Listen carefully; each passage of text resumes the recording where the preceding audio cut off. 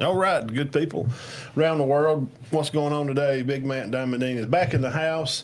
Show number 202, Dean. What about it? A lot of shows, man. A lot of shows. It is a lot of shows. I run across show number 10 just today, tooling around through some of the old stuff, I hope we've improved, haven't we?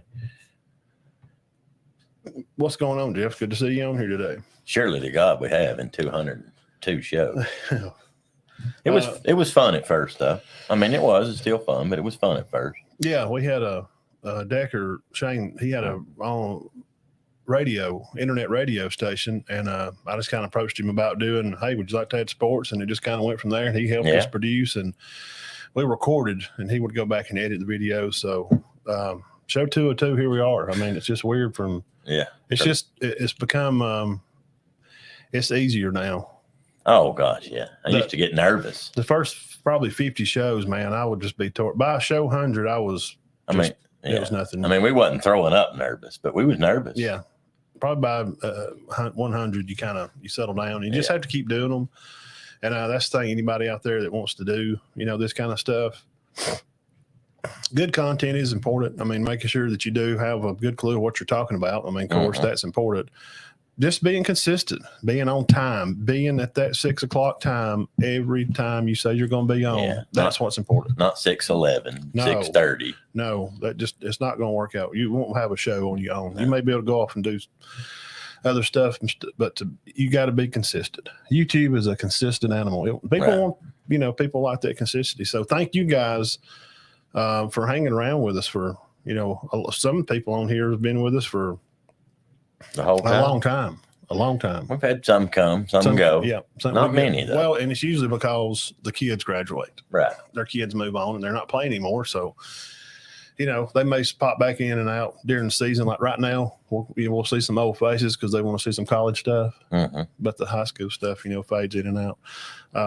Well, today, let's get into it. Today, we are going to talk about some local scores, and we'll have our player of the week.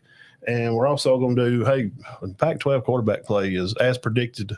We did a big spot on it this summer, and going pretty good. It is as good as we think it is, especially in Oregon and USC. Yeah.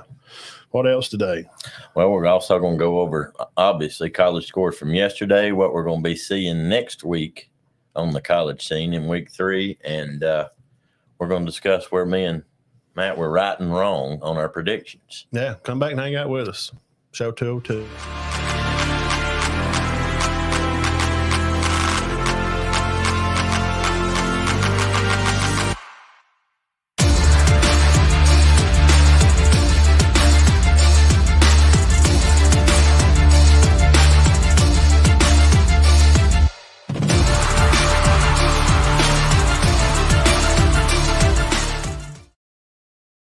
All right, here we are back, guys. Thank you for stopping in on the Best Dang Sports Show going today. If you want your continuous college and local coverage, no matter if it's basketball, baseball, softball, football, whatever's going on, we're on every Sunday at 6 o'clock. Stop by and come hang out with us. Hit the darn subscribe button. It's very easy. YouTube watchers and Facebook followers, go in there and follow our channel, follow the page, and tell a friend. Hey, we found a good spot to come watch college football news.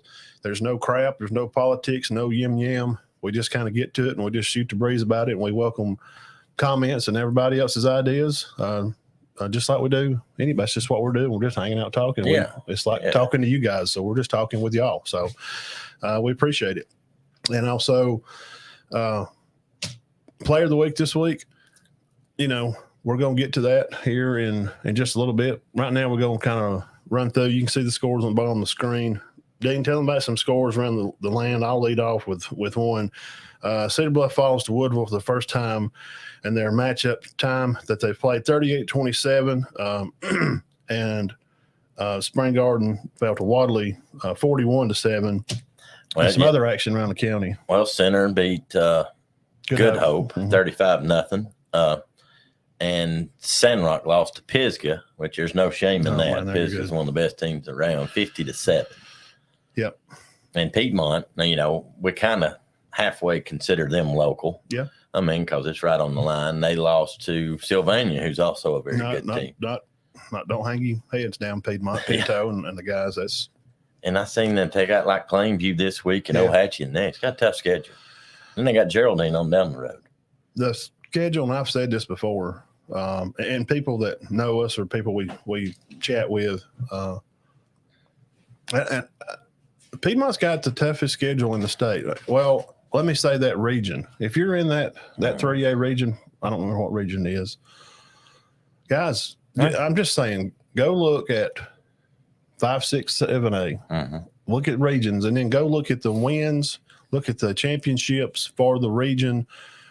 Look at the depth of the playoff runs. Excuse me, for those regions. Right.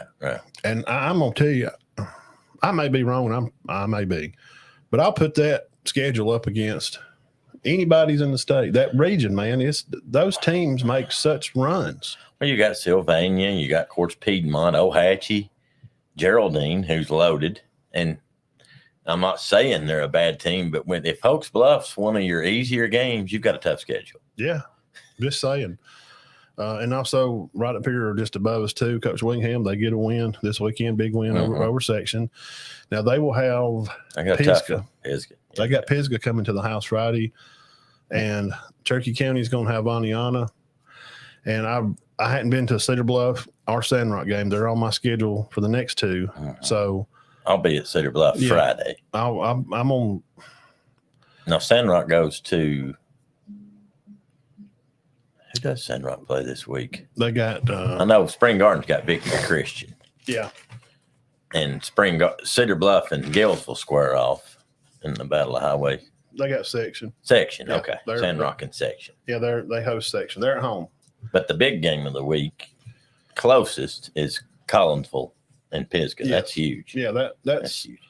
that's the big game. I've been to Center. I've been to Cherokee County game. Watched them play out Zandria, and I'll make it back around over there. I'm sure for probably the next couple of weeks. I think they got another home game coming down the line because we try to go everywhere. And we go at least once, sometimes twice. So it depends on how it falls. It's just like this past weekend, nobody's home. No, there was not a game on Friday night In in the Cherokee County. No, so we got invited with some Coach Bunn and his Maybe- uncle and them to go. So we tagged along with them to go down to Maybe the first time in what's up, county Shane? history. Coach Dean and Big Man. We appreciate you, Shane, for coming by. Good people right there. I don't know who is that. McAway. Oh, hey Shane, how you doing? We're adversaries this year. We got to play each other in basketball. Uh-oh. I'm not looking forward to that either. But that may be the first time has there ever during the regular season not been a game on a Friday night in Cherokee County? Yeah. I remember there being one other time. I remember it seemed like there was a game last year before where we didn't have anywhere to go. Yeah. I don't think we went anywhere. We just didn't do nothing. We usually go to a Georgia game. I think we may have went to Cedartown that weekend or Oh, something. Cedartown Troop Yeah. or something. Bunn's going to be at Center. If you need autographs, Coach Bunn is signing babies' foreheads and hats and T-shirts. Coach Bunn, Friday night at Cherokee County Aniana game. That should be a good game. And I know Aniana's got there's some kids that's come out, and they lost some. I mean, kids graduate. Okay. They got one of the best players in 4A. Yeah, absolutely. Fluff he's going to be him. He's going to do his own thing. But I did notice one thing last year. He had 200 yards and Center still beat him by 3 touchdowns. Yeah. So, I mean, he can get his and you can still beat him. Yeah. Yeah, they're going to have quarterback play. They're going to have to be good up front. They're ready. Their defensive line, I hope they're ready. I hope they're prepared. Mhm. I'm sure coaches have them, ready, and they'll be getting ready through the week, and they're doing film probably today. Oh, yeah. Yeah, definitely. So squeezing back down through here, Cedar Bluff and Woodville game. I know it's the first time they lose over there, and Coach Crane and crew are definitely not the type to make excuses. They just didn't execute on some plays they needed to. A penalty here and there kind of put them in a bad spot. Mm-hmm. And Woodville coach is been up there his second year, and he's doing a good job. Okay, Right, so right. they're a little better than they have been. I know everybody's like, well, Woodville, they win one game every year they ain't been playing football real long. So, first of all, you always want to hats off to them for getting better. The quarterback that's there this year is the same one Marcus went Peak. against as a freshman. Yeah, When the boy was a freshman, and he was good then. he was. I think they've got a lot back, and rumor mill says that they had some transfer in. Yeah, Some good players from maybe, I don't know if it's true, North Jackson. yeah, Good quarterback, good running back. This is probably the best Woodville team yeah. that there's been. Yeah, so kudos to them on that. Sandrock, I have to go with Pisgah. Probably very possible Pisgah is a semifinal team. Oh, yeah, definitely. Well, I they did mean, last year. Yeah, I mean, I'm just Mhm. at worst, I would think they're probably going to Well, make yeah. a semifinal. They might have been a final team if it hadn't been for 5. Yeah, Nobody's ever said that. How many teams have had to say that over the years? We could have gone to the finals if they've taken Cortland's place, hadn't they? Yes. Everybody used to say that about Cortland. Well, we might have gone to the championship if it hadn't been for Cortland. Oh, yeah, I know. Yeah. There's plenty of us people like And it was true. Cedar Bluff, man. We Yeah. just Oh, we had a great team. We were great. Y'all win it? No, No. Cortland won it. yeah, that Cortland wound up beating us. 3rd round. Yeah, that's just the way the cookie crumbles, I guess.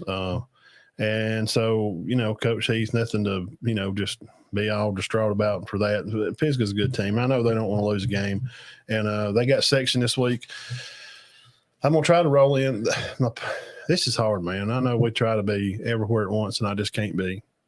I would like to see – I need to go see them. It's they're on the rotation like this week or next week where I can make it out to Sandrock. Right. So maybe I'll try to get out there Friday Mhm. and see how things go, and then maybe try to go see Coach Willingham. I mean, it's 15 minutes up the road. Yeah. I could do both when they're like that. Like I've had to go from Cedar Bluff to Center. Oh, they're just close. right there. I mean, they could combine them. The people wouldn't like that. They could Yeah. combine them easily. Yeah. It's like Gillsville and Cedar Bluff. I mean, I it's just very close. I may try to do both Friday. Yeah, it's only 8 miles. Yeah. I like to go see Coach Heath and the Ashleys up there. I Yeah. love them, man. Yeah, they're good guys. They're good people. So, and also Thursday, the game I was at Thursday night, the Fighting Naps hosted the Fighting Traveling Whitmire O'Briens Oh, Brian. from the Gadsden area. The coach of the Christian Conquerors, and I put together a little short clip reel. You could kind of get an idea of how the teams looked and how they moved around out there. You can find it on our Facebook page or on YouTube. I posted over there too Saturday. So They got a pretty good squad, don't they? I guess from start to finish, Coosa took it. They were in control pretty much. Mhm. They took the ball. Okay, they Mhm. took the kickoff, and I think Cleet. I think he took the. Yeah, I'm pretty sure it was Cleet, Coach O'Brien's son. He receives the kick. Cuts up middle of the field there, gets some pretty good yardage. They come out in formation, just kind of run, and they score probably about 6 plays, go for 2, and get the 2.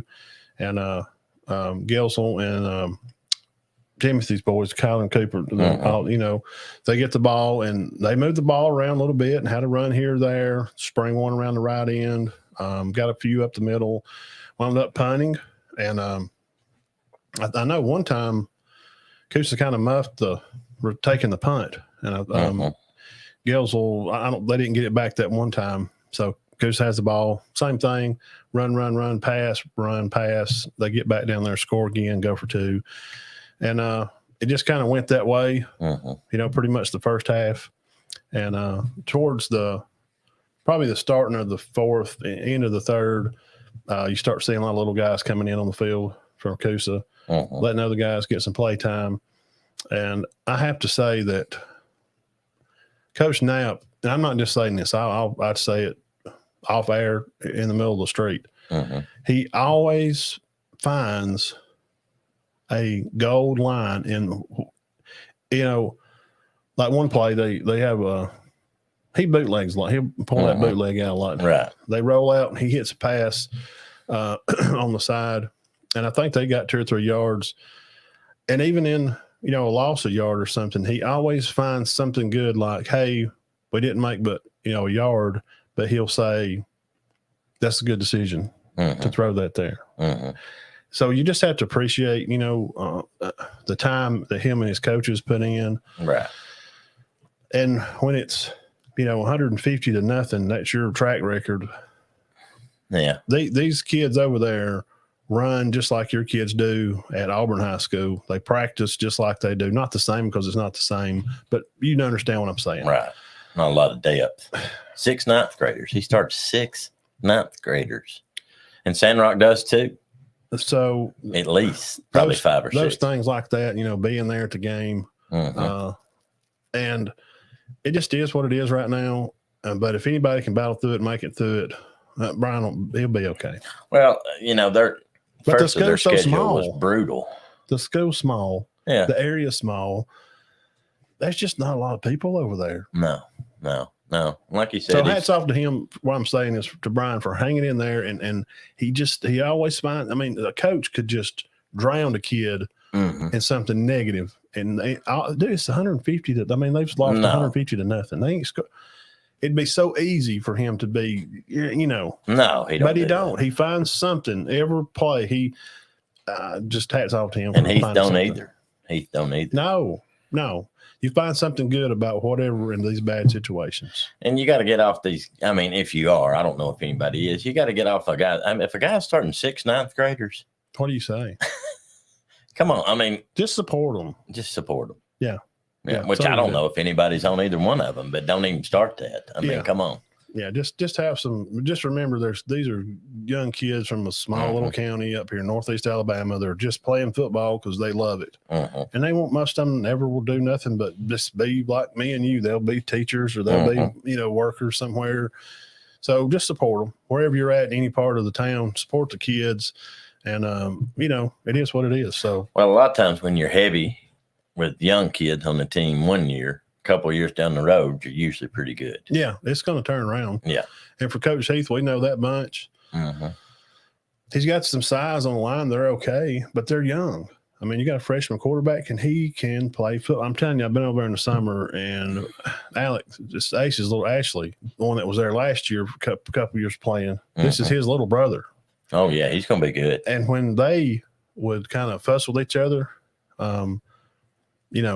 coming off the practice field or something, he's a salty little guy. Oh yeah. He's a little more cheaper. Yeah. He's a little more chippier than Ace. Ace is real. He's just cool and interception. Next play, man. He just really he wants to do. They're different. They're brothers, but they're different. Right. Well, I think they'll be good in time. I think he's going to be excellent. Yeah, Ashley, and same with Gainesville. You got Jackson Dale and Aiden Heinrich, some of those young guys. Gainesville lost their running back. They lost their quarterback. Their line guys. They've had some injuries. And Briley's played since Briley had started 11 years. It feels like and, you lose an 11-year starter. It's going to hurt you. His leadership on the team. The defense. He did start 5. He just knew what to do. He could bump the guy up next to him, and it's like having another coach. Any coach out there watching knows how big a part it is to have such a very veteran senior, to be out there. A guy that's played a lot. So actually played some in the 7th grade. Yeah. One of the few, because I think we said that probably be him and Devlin Clifton. Yeah. Were probably the only 2 people in county history to get adequate playing time as a 7th grader. Not a freshman, not an 8th grader, 7th grader. They're 12 guys. Yeah. So, and through that and, moving on into Cherokee County game, they went to play Good Hope this weekend. And Jacob Bramwild. Yeah, he had his day of 195, wasn't it? I just know Center Rush for 300 again. That's the 3rd straight game. Let's see. I got it right here. I sent it to you the other day. Oh, yeah. Yeah, you got it. He had 195. It was 195 on. I was trying to see how many carries he had. 20 carries. And passing wise, Johnson had, I think Johnson had a big catch for 53 yards. So, let me see where you see they're, the schedule and they can't help, who they're going to have, who they play. They got a heck of a team, man. Oh, they're good. Center's got a good team. They got a good squad, and Coach Kelly's doing a good job and the staff to keep up with making sure, because these big wins, making sure they don't get, you can't get the big head. Right. You got to stay humble because he's trying to win state. They're not just trying to beat. No. They're not trying to beat Oneonta Friday. It's more than that. They're shooting for a goal. Man, I got here Corneo 195, Yeah. Chestnut, Carson 55, Keyshawn 28. Yeah. They've nearly rushed for 1,000 yards in 3 ball games this year as a team, not a back. Yeah. But now Jacob's gone over 500, and I think his mother or somebody told me that he'd gone over 4,500, close 4,300 for his High career, school, yeah. and that's pretty good. And about 260 tackles. Oh yeah, yeah. He'll be 350 tackles in the year. Oh yeah, and 5,500, maybe Yeah. more. Yeah, He's caught 50 passes in his career. I mean, and some of these, like I just mentioned, Johnson, making that big catch. mhm. He had, He's a good player. yeah. And see, these guys, some of these guys are going to be back. Oh yeah. Now they're losing a big squad of, some meat of the team, but Tay, he'll be back. Tristan Brown, he's going to be back. Yeah. Yeah. Tay's just now what, freshman? No, he's No. a junior, isn't he? Yeah. So, No, Tristan's a sophomore. yeah. Yeah, and he's an average 120 tackle a year kid. And then what is Woods? Is he a sophomore? Keyshawn? Yeah, And you got the other Keyshawn coming, yeah, Thomas. who's going to be good. I think one's a sophomore and one's a junior. Mhm. So that whole team, and now senior wise, there's all those seniors. We laid them out there, last week from Cooper and Zach and Caleb, and so they're going to lose a big part of that meat of their line. So That line's good. and that's in Landon Ransom. I hope he's doing. I think his knee was a little tweaked a little bit. He's had some knee trouble and stuff, kind of on and off. So I hope that's going to work. I'm sure it did. He played Friday, so. Well, you got a good line if you're averaging. I think what I saw 330 a game on the ground. And giving up, you do know that they have They're not won giving up nothing. 100 to 28. That's their for and 128. against. 100 to 28. They scored 100 and they Oh, give yeah. up 28. Wow.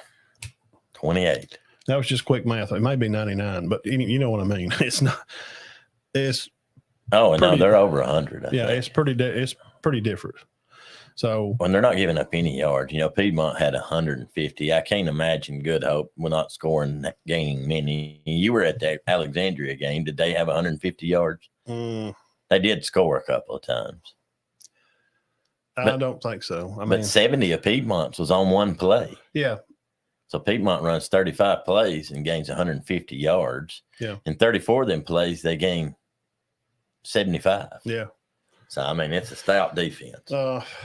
Hey, we'll talk about the game that we went to Friday night. We rode up to Hanley, watched 32 to 24. Wow, what a Jacksonville Hanley game.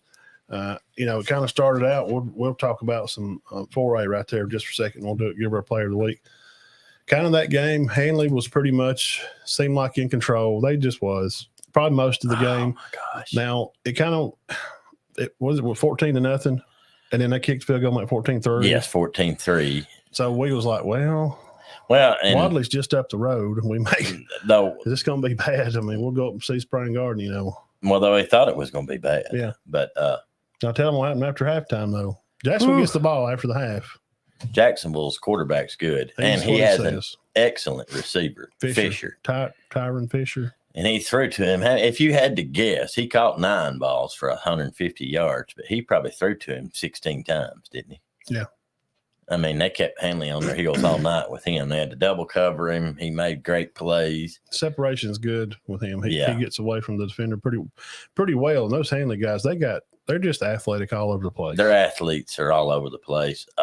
Matt can tell you they had a number 5, a number 14, 22, 7, 4, 1. 4 was all over. He made so many tackles. I bet he had 15 tackles. Oh, they're just loaded with that. And they But- throw it to 14 on the screen, he's gone. They throw it to 5 on a deep ball, he's 5. gone. They throw it to number 7, he's gone. Now, I tell them after halftime, they come out and Jacksonville goes down the field and scores. And then, Oh, yeah. Well, Jacksonville went ahead. Yeah. But 2 plays later, Matt says, They ought to put that number 5 at the linebacker on offense and see what he can do. Look at him. I was like, man, he's an athlete. And I'm like, he don't play offense, man. No, darn. And well, I'd put him out there. 2 plays later, I look up and they're throwing to a wide open number 5. See how Strange goes. Yeah, he hurt him. So Matt and Todd Shaw, guys, he put 5. Hey, yeah, put 5 in on this play. Just throw to him on the wheel. It's like they hurt him. Yeah. And there wasn't nobody within 20 yards of him. No. But their quarterback was fantastic. Man, he could zip it. I mean, and Ogles is good too. Oh God, his touch and down the field, he's got the medium and long range touch. But there was a ton of chippiness in the game. Fights all night. And I don't mean Muhammad Ali, Joe Frazier fist fights. Push each other in the face. One of them was slaying one down. And they was coaching mornings on both sides. And this went on all night. And the refs were about, well, now it actually stopped about the middle of the third, didn't it? Probably, yeah. I think they called them together and like, look, okay, we get it. It's enough. Yeah, and you want to see some cheapness. It's football, and you want to be fired up and play hard. And there is a certain amount of toughly testosterone manliness that goes along with playing football. You know, I'm not saying to go out there and just pat your opponent on the button. Oh, good play there, John. Appreciate your running ability. Don't hit me too hard. Just, next time, no, come on. You came this close to hitting me. There's supposed to be competitiveness in football, and we just don't get away from that. And I ain't going to start on that, but the game turned out to be great. Oh, and I meant to tell you, Jacksonville made a good run, man. They had a good shot. I read an article on it, and Jacksonville finished with about 350, which Ogles threw for over 200. And they rushed for over 100 yards. Their running back was good. He was. I think Fisher caught 9 for maybe 150. I can see that. And you're ready for this stat. Hanley had 475. Oh, Lord. 475. They had to rush for 200. 300 on the ground. Oh, 300. 175 in the air. I thought, oh, man. And they nearly got beat. But this is how smooth this bunch is. Yeah. Well, Jacksonville scored their explosive, what Saban will call an explosive play. Mm-hmm. They are. Well, it was the running back and the quarterback. I think it said the running back had 150 and the quarterback had like 95. They rushed for, I didn't think they rushed for 300, but it said they rushed for close to it, 295, 296. Tristan's and threw for like junior. Okay, he's in Tay's class. Oh, Tristan is. Offensive pass was a killer for Jacksonville. Yes, it was. That was terrible. What's going on with Starkey? Yeah, the offensive pass interference. That more yards. Well, okay.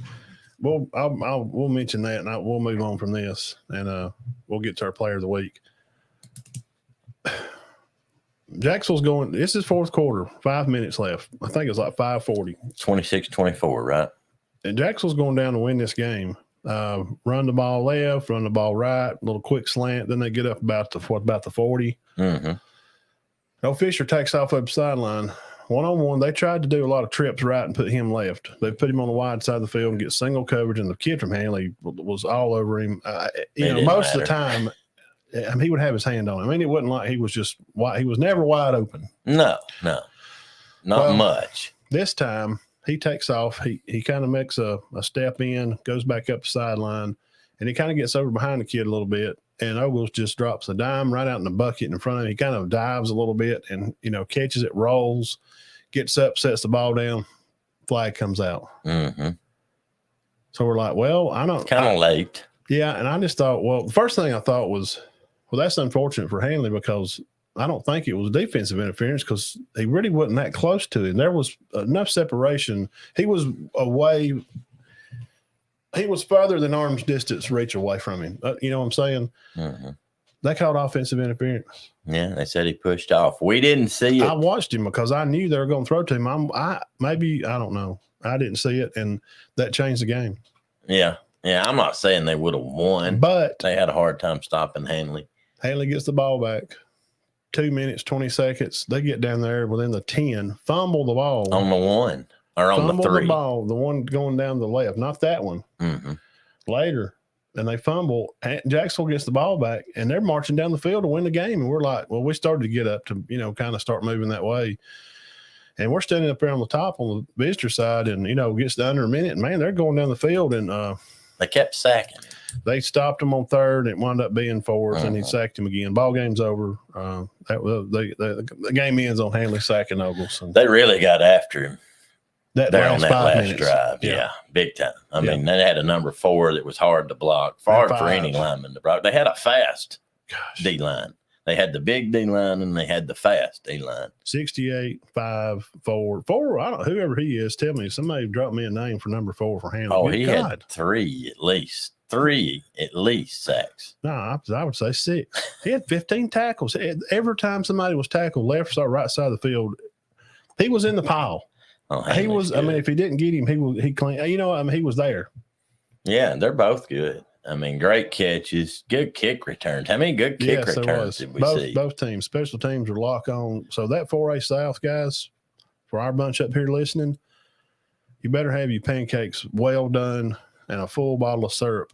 You're going to have to play Hanley, Jacksonville. We know them now. We can't speak about Anniston. We ain't seen them play. Don't know about Andalusia. Or Andalusia very much. We do know they put it on Anniston, but, you know, we're going to kick around some scores here in a minute on some other stuff here in a little while. We're going to do our player of the week.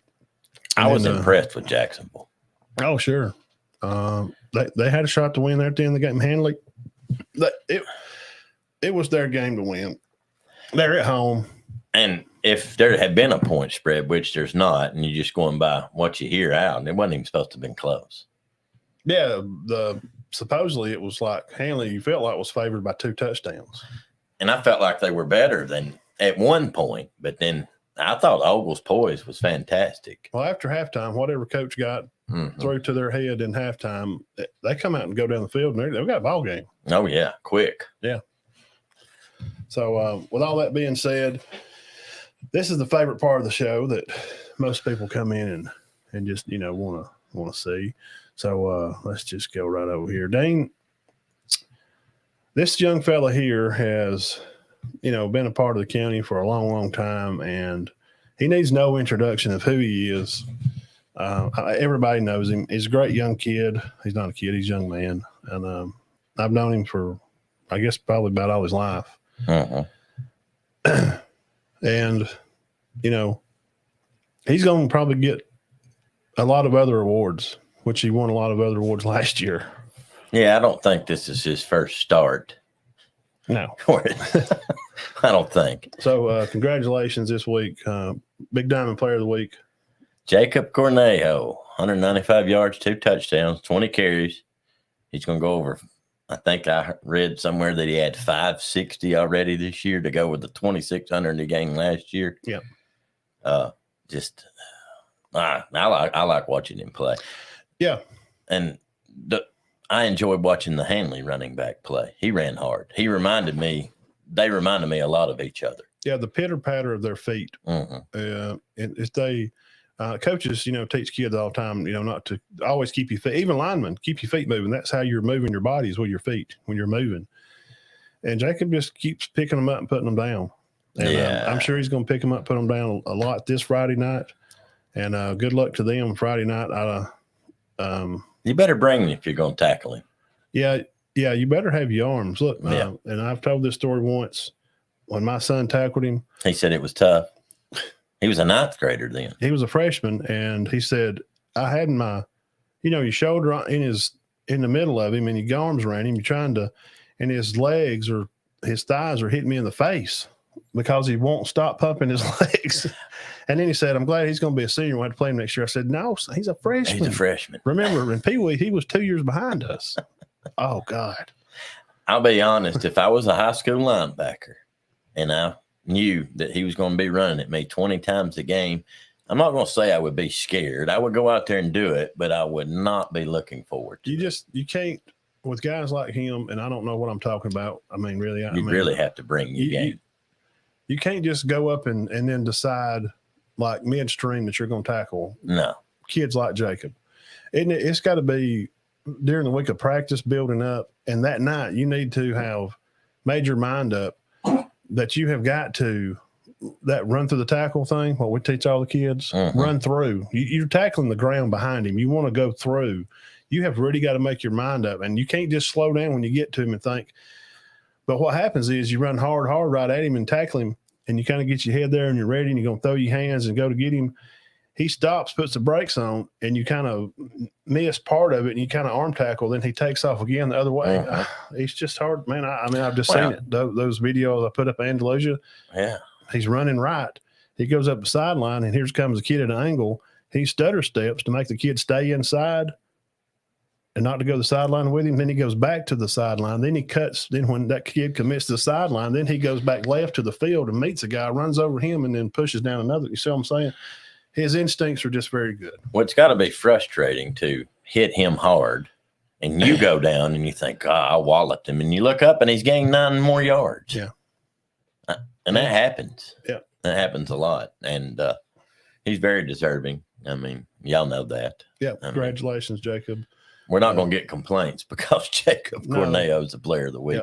Yeah. Well, I'll come by one day this week and get your shirt out to you. But 560 on the year already. Yep.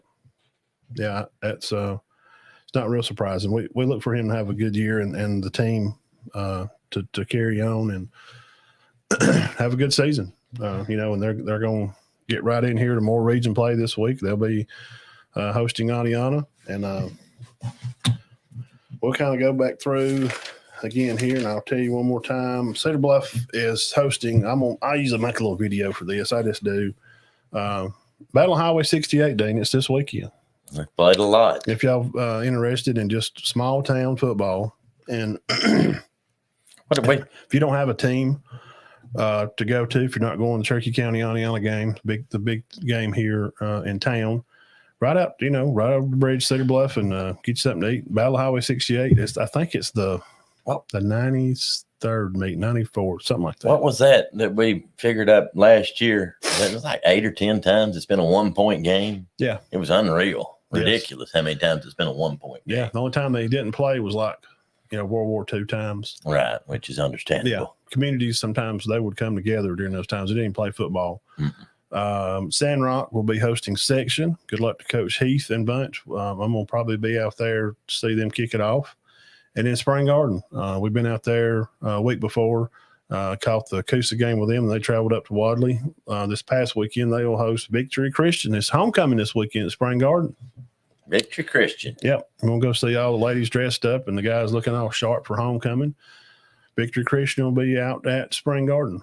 That's going to be should be a productive game, and Coach Ragsdale and staff, I'm sure – they're going to, keep digging and working on to have some turnover issues. Yeah, the turnovers have really been hurting them. Yeah, that's just all it is. But they claim they fixed that. And no, they're not going out here and getting drilled. No, I mean, they're not going out here. They just got manhandled up front and beat to death. No, they played a perfect game and just you can deal with that. Most coaches can, but the fumbles. They're having 6 or 7 a game, guys. They'll figure it out. I promise you. Oh yeah, they will. They will get it figured out. So, with that being said, Dean, which game you want to start with? Let's hear some 1A. Let's just start with the big 1As. Decatur Heritage got some other local teams around. The 34-12 over Valley Head. Marion County teams you may be seeing in playoff here. Here's a few of those teams. They take care of Brilliant big time. Brantley wins over McKenzie. Appalachian 34-20 over Cleveland. Wow, big win. Ragland 66-0 on Donahoe. That's score surprising. Pickens County, everybody knows them from around here in this area. 56-0 over Summerton Christian. Milry 54-0 over South Choctaw. Team we know here also. Meek 54-0 over. They won South Lamar. And Lynn. It said Alabama Christian Academy. They won 30-20. And Maplesville and Elba also won their games from 1A.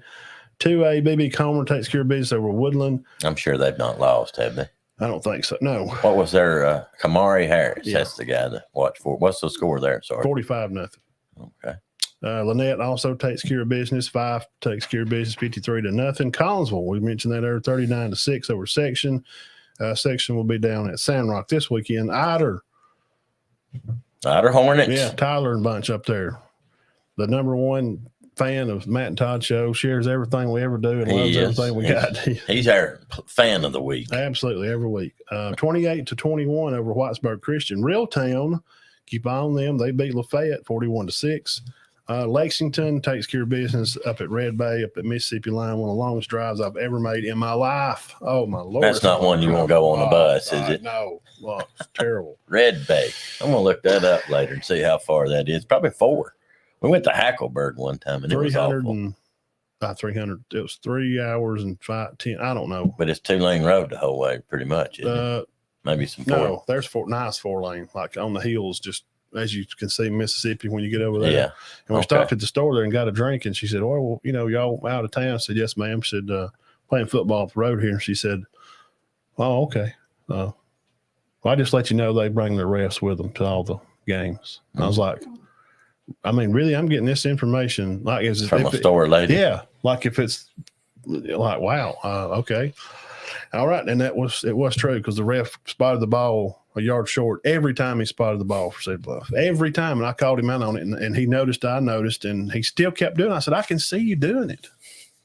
Every time, not once. Every time he did it. If we got 8 yards, 7. So a lady in a local convenience store said, Yeah. that you watch the refs up there. Yeah, she just said, "Well, they have their own refs up there."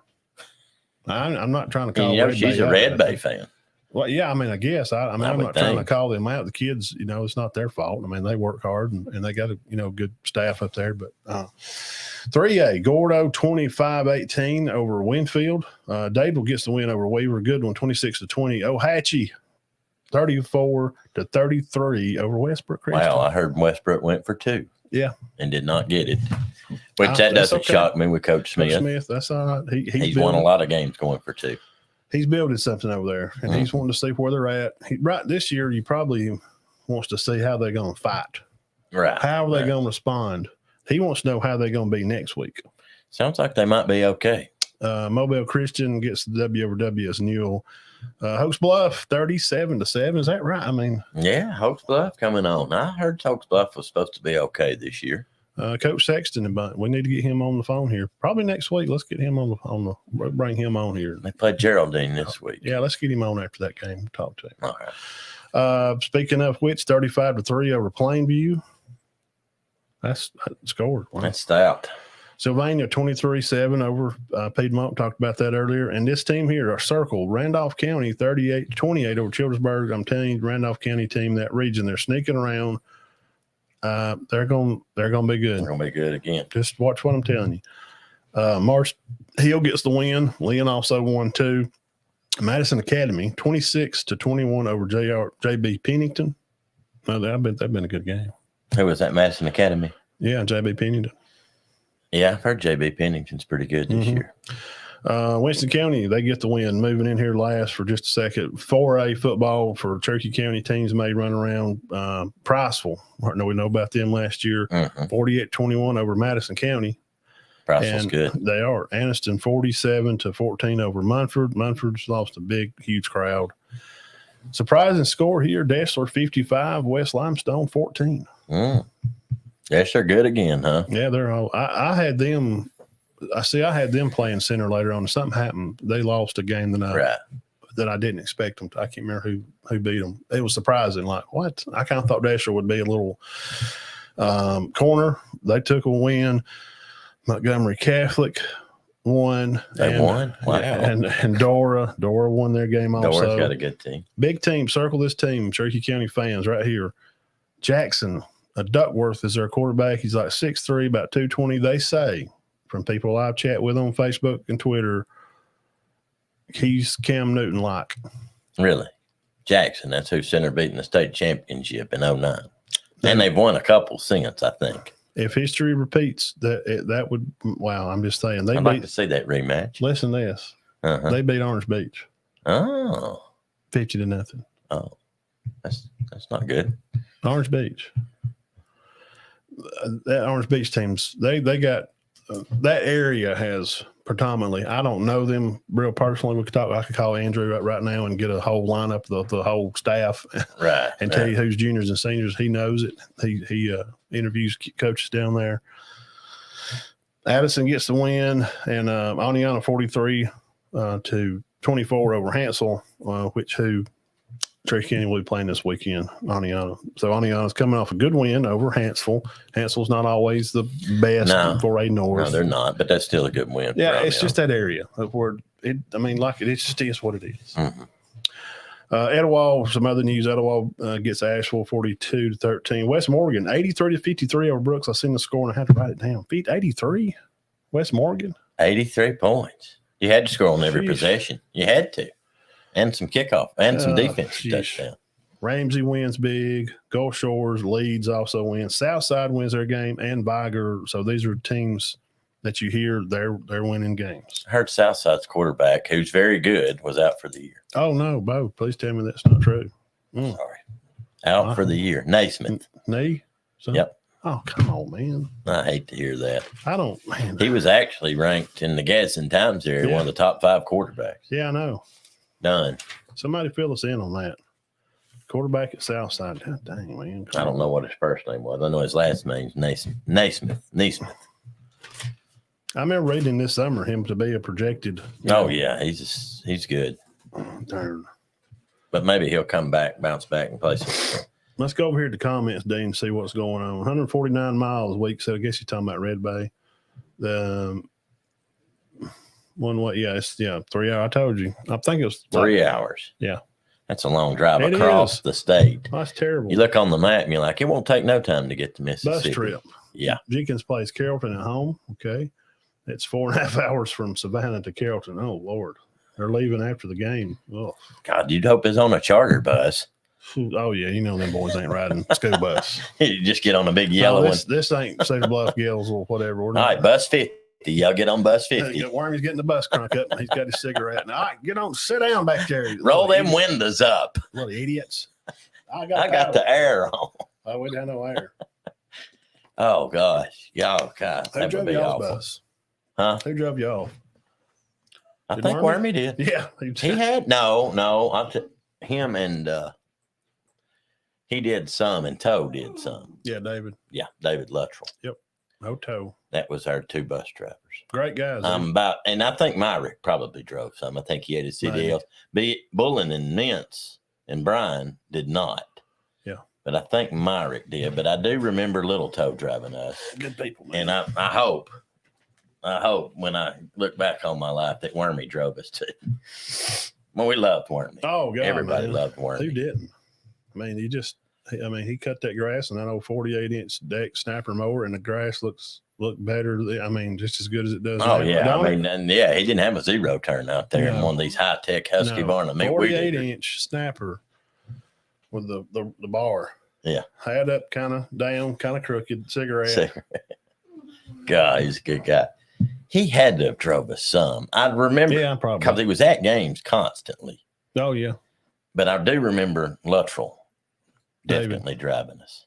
Yeah, good guy. He was at the church. David come to church up there with us a lot, too. Believe it or not, but one year there, it's like we didn't even play away. I'm serious. Yeah. It's like 12 games, 8 of them at home. Guys, we're going to do some college stuff here, and they ain't a better time to do it. But, we have to say, we got to give a shout out to our sponsors. Dean, tell them about one of our sponsors. Well, we've got Scott Lloyd's Yeah. Legal Services. They call him, give Very him a good shout sponsor. out. Jerry Mobley. Concrete Construction. No, they don't do it anymore. Warrior Eye Gym, Clinic, Cherokee Eye Clinic, JR and April McKissick. They've been with us forever and ever. And of course, Warrior Gym. Yeah, call John, 256-266-4333. I was in there this morning, and there's people coming in and out, tanning and doing stuff, and all your eye needs. JR and April's they've opened up the room over there and got, better frames and stuff, and far as any type of concrete construction or just about anything at all. I mean, you can get a hold of Jerry. Go out there on Facebook, just type in Mobley Concrete Construction. You can find him on there. And of course, Scott Lloyd, any type of probate stuff you need read or wheels or that kind of stuff you got going, family stuff going on. Oh, he's a good guy. Call Lloyd's office over, Scott Lloyd LLC. Call him and make an appointment with the secretary there, and he'll get you fixed right up. We appreciate all our sponsors here on the Matt and Todd Show. Before we go into breaking down games, Matt, I'll give the main scores, and then we can talk about in particular ones. Is that Yeah.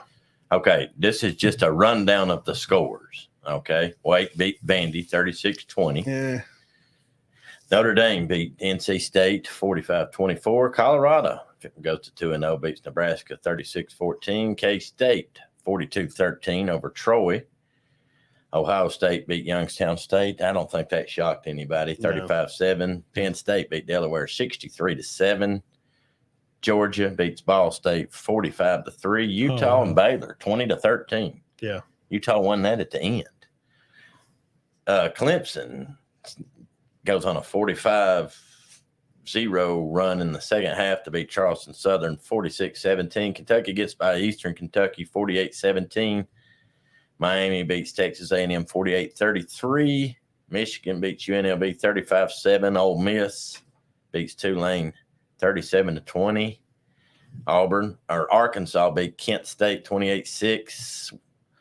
Washington beat Tulsa 43-10. Tennessee over Austin Peay 30-13. UNC 40-34 over App State. Overtime. It's been a great game, hasn't it? For 2 years. Yeah, both years. Duke beat Lafayette, not Lafayette, Georgia, guys. 42-7. Oklahoma over SMU 28-11. Missouri beat Middle Tennessee 23-19. This one hurts here. Texas beats Alabama 34-24. Yeah, we'll talk about it. Oregon over Texas Tech. Fantastic game. 38-30. We're going to get into that one. Washington State upsets Wisconsin 31-22. That's a huge upset. That's a big game. That's a problem. And we had thought Wisconsin would be fantastic. Yeah, top 10. And Washington State would not. No, they're top 50, maybe 75. Florida wins 49-7. I don't even, who is this? They're McNeese. Okay. Yeah. South Carolina beats Furman 47-21. LSU over Grambling 72-10. Yep. Mississippi State beats Arizona in overtime 31-24. Shouldn't have been overtime. No. Can't do that. And they're throwing. I just think I was shocked by that, to be honest. 53 passes. Yeah. FSU beat Southern Miss 66-13. Oregon State beat Cal Davis 55-7. Auburn moves to 2-0 with a 14-10 win. And last but not least, the USC Trojans beat Stanford. God, what's going on at Stanford? 56-10 now? They ain't been relevant 10 years. Man, boy, they used to be good. And that's pretty much it on the That's some scores this week. We'll run back through some of the games and get into them. I'll start last, the late night. I stayed up doing notes. Auburn 14-10. Total yards of the night, 230. Cal had 273 total yards. So if you have 230 total yards with only 94, they didn't even have 100 yards passing. They only rushed for 136. That's not many yards. I know, and we can make excuses and say, well, Auburn had to travel across the country. Dude, they got on a plane Friday morning and probably flew out, or Thursday evening. 3 hours, maybe. Yeah, and then they're out there, their hotel, they're having food, they're having a good time on the PlayStations. Probably had a team dinner, team meeting, probably went downstairs, may have went to the field and walked around and set up and run some walkthrough stuff. And I'm going to start with Auburn, and I'm not picking on them because if you'll hang on with us, you're going to find out that this same trend has run through the conference. And it's just a little disappointing. I expected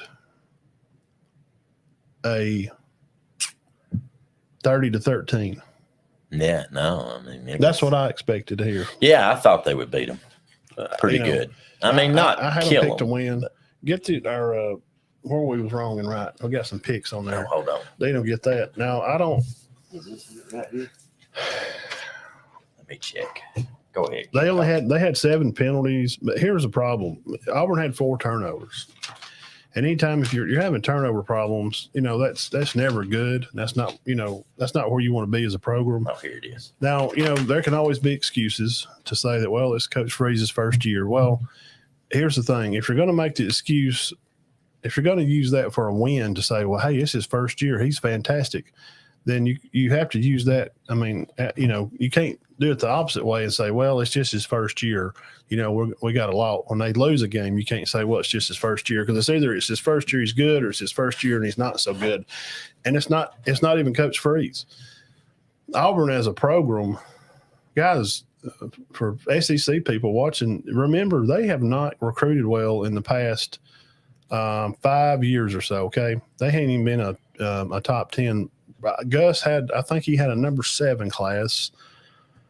Maybe I want to say 2017, 18 class was number 7. He had a pretty good season, but when those guys went out, Gus just kind of hung his head up and he just kind of gave up on the I don't know what was going on. I know Steele was supposedly stabbing him in the back. He wanted the head coaching job there at Auburn, and they should have let him have it because I didn't see nothing very super impressive about how Alabama played defensively, scheme wise. He can't. Now, still in his defense, we'll move to the Alabama game, but he still can't play he can't help the Caleb Downs that still has high school tendencies to look inside and get burnt. Oh man, over the top twice. Made 10 tackles though. He's gonna be great. Bama fans, just chill out. But with the Auburn game, Cal pretty much handled them in every aspect of the game except those explosive plays. I just thought Auburn would just be meaner because of just literally geographically where our players from Auburn are from. Right. So I just was not impressed. Not much. And running the other quarterbacks in and out, Ashford is just – he's not going to throw the ball down. He just can't. That's just not his thing. And it's Peyton better than Ashford. Yeah, throwing the ball down the field. Yeah. But of course, he can't run like Robbie. I mean, good God. I mean, no, Ashford can gain some yards. Wow, he's great. So I just not impressed. I wasn't impressed with Auburn at all. I do think it's a good win for Auburn after what they went through last year with Freeze taking over, but 234 yards. It's not very good. No, I mean you just got to find more offense. Defense played good. Hats off to them. Yeah, I mean there's just I don't know. I mean. Most people probably didn't watch the game. Auburn fans, I'm sure they watched the game, and they're excited that their team got a win over. Okay, but let's just, I don't have to look up where Cal's ranked. I mean, I don't think Cal's ranked pretty 75, very high, maybe. Offensive, defensively, they may be top 100. They may be in the top. Their quarterback just give the game away. Yeah, they probably could have won the game if they had a little better quarterback. Well, Auburn just don't seem to have a lot of weapons outside of Hunter. And that's what. And hey, hats off to Cobb. I think he did. I think he had 30 yards on about 4 carries. Yes. Yeah. So we watched Jeremiah Cobb from Montgomery County. He's doing well. He's good, man. He'll be fine down there. And we're not saying burn the bus with Freeze. We're just saying that it's going to take time.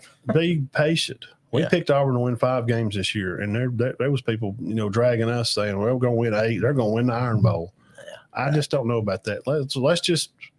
We still don't know. We know a little more. This weekend, we'll know a little bit. We got some more conference games like LSU, Mississippi State. But their rushing game looked okay, but their passing game did not. Dane, you kind of over there at a friend's, and his favorite team, the Cornhuskers of Nebraska, traveled over to the Fighting Sanders. And there's 3 Sanders, one coaching, one quarterback, and one on defense. How'd the game go to you? What do you think? Well, I thought that it was going to be a pretty good game for a while, but Nebraska's quarterback and actually my host threatened to not even watch no more of the game because he fumbled 2 snaps and unforced. And even the announcers were saying, "You've got to get him out of there. He is killing you." And but then he broke a long run. Colorado was up 13-7. Colorado was not doing much. Sanders was getting sacked, wasn't throwing for a lot of yards. But I'm telling you, Matt, after it became 13-7, they just took off and had a field day. He finished with 393 yards passing. They finished with close to 500 yards of offense. Nebraska defense had to stay out there a lot. They got their defenses. They're better than TCU. Nebraska was a better defensive team than TCU, and I think Nebraska may be okay on down the road, but they got some big offensive problems in the second half, especially the fourth quarter. Yeah, and late third. Colorado exposed it. So hats off to Dion and his boy. He's already thrown for 900 yards in 2 games. How did Hunter do? It wasn't Hunter yesterday. It was that Weaver. Yes. Weaver guy just had a field day. It was Horn and Hunter the week before and Edwards, and this week it was Weaver. He had like 140, I think, receiving. Hunter had 78. I think, receiving on like 6 catches for 78 yards. And Colorado's defense played better. I did not think they played well against TCU, but they did play better. They may have been yesterday. nervous on a traveling. But Sims did hurt Nebraska. Yeah, and our host was like, if they put him back in, I'm walking out and not watching anymore. And I'm like, well, were you supposed to stay here? Because they put him right back in. And fans were very upset with that. They wanted to go away from him. And you said late in the game he did pull him, right? Hey, which one? The Nebraska. Yeah, they quarterback. did. They put in the little young white guy. And, He's okay. Wouldn't. well, I told Brent, well, we just give a cat out of bag, you know where it was. Which everybody knows who He's the not real Nebraska good. fan is. He's not real good at not saying stuff.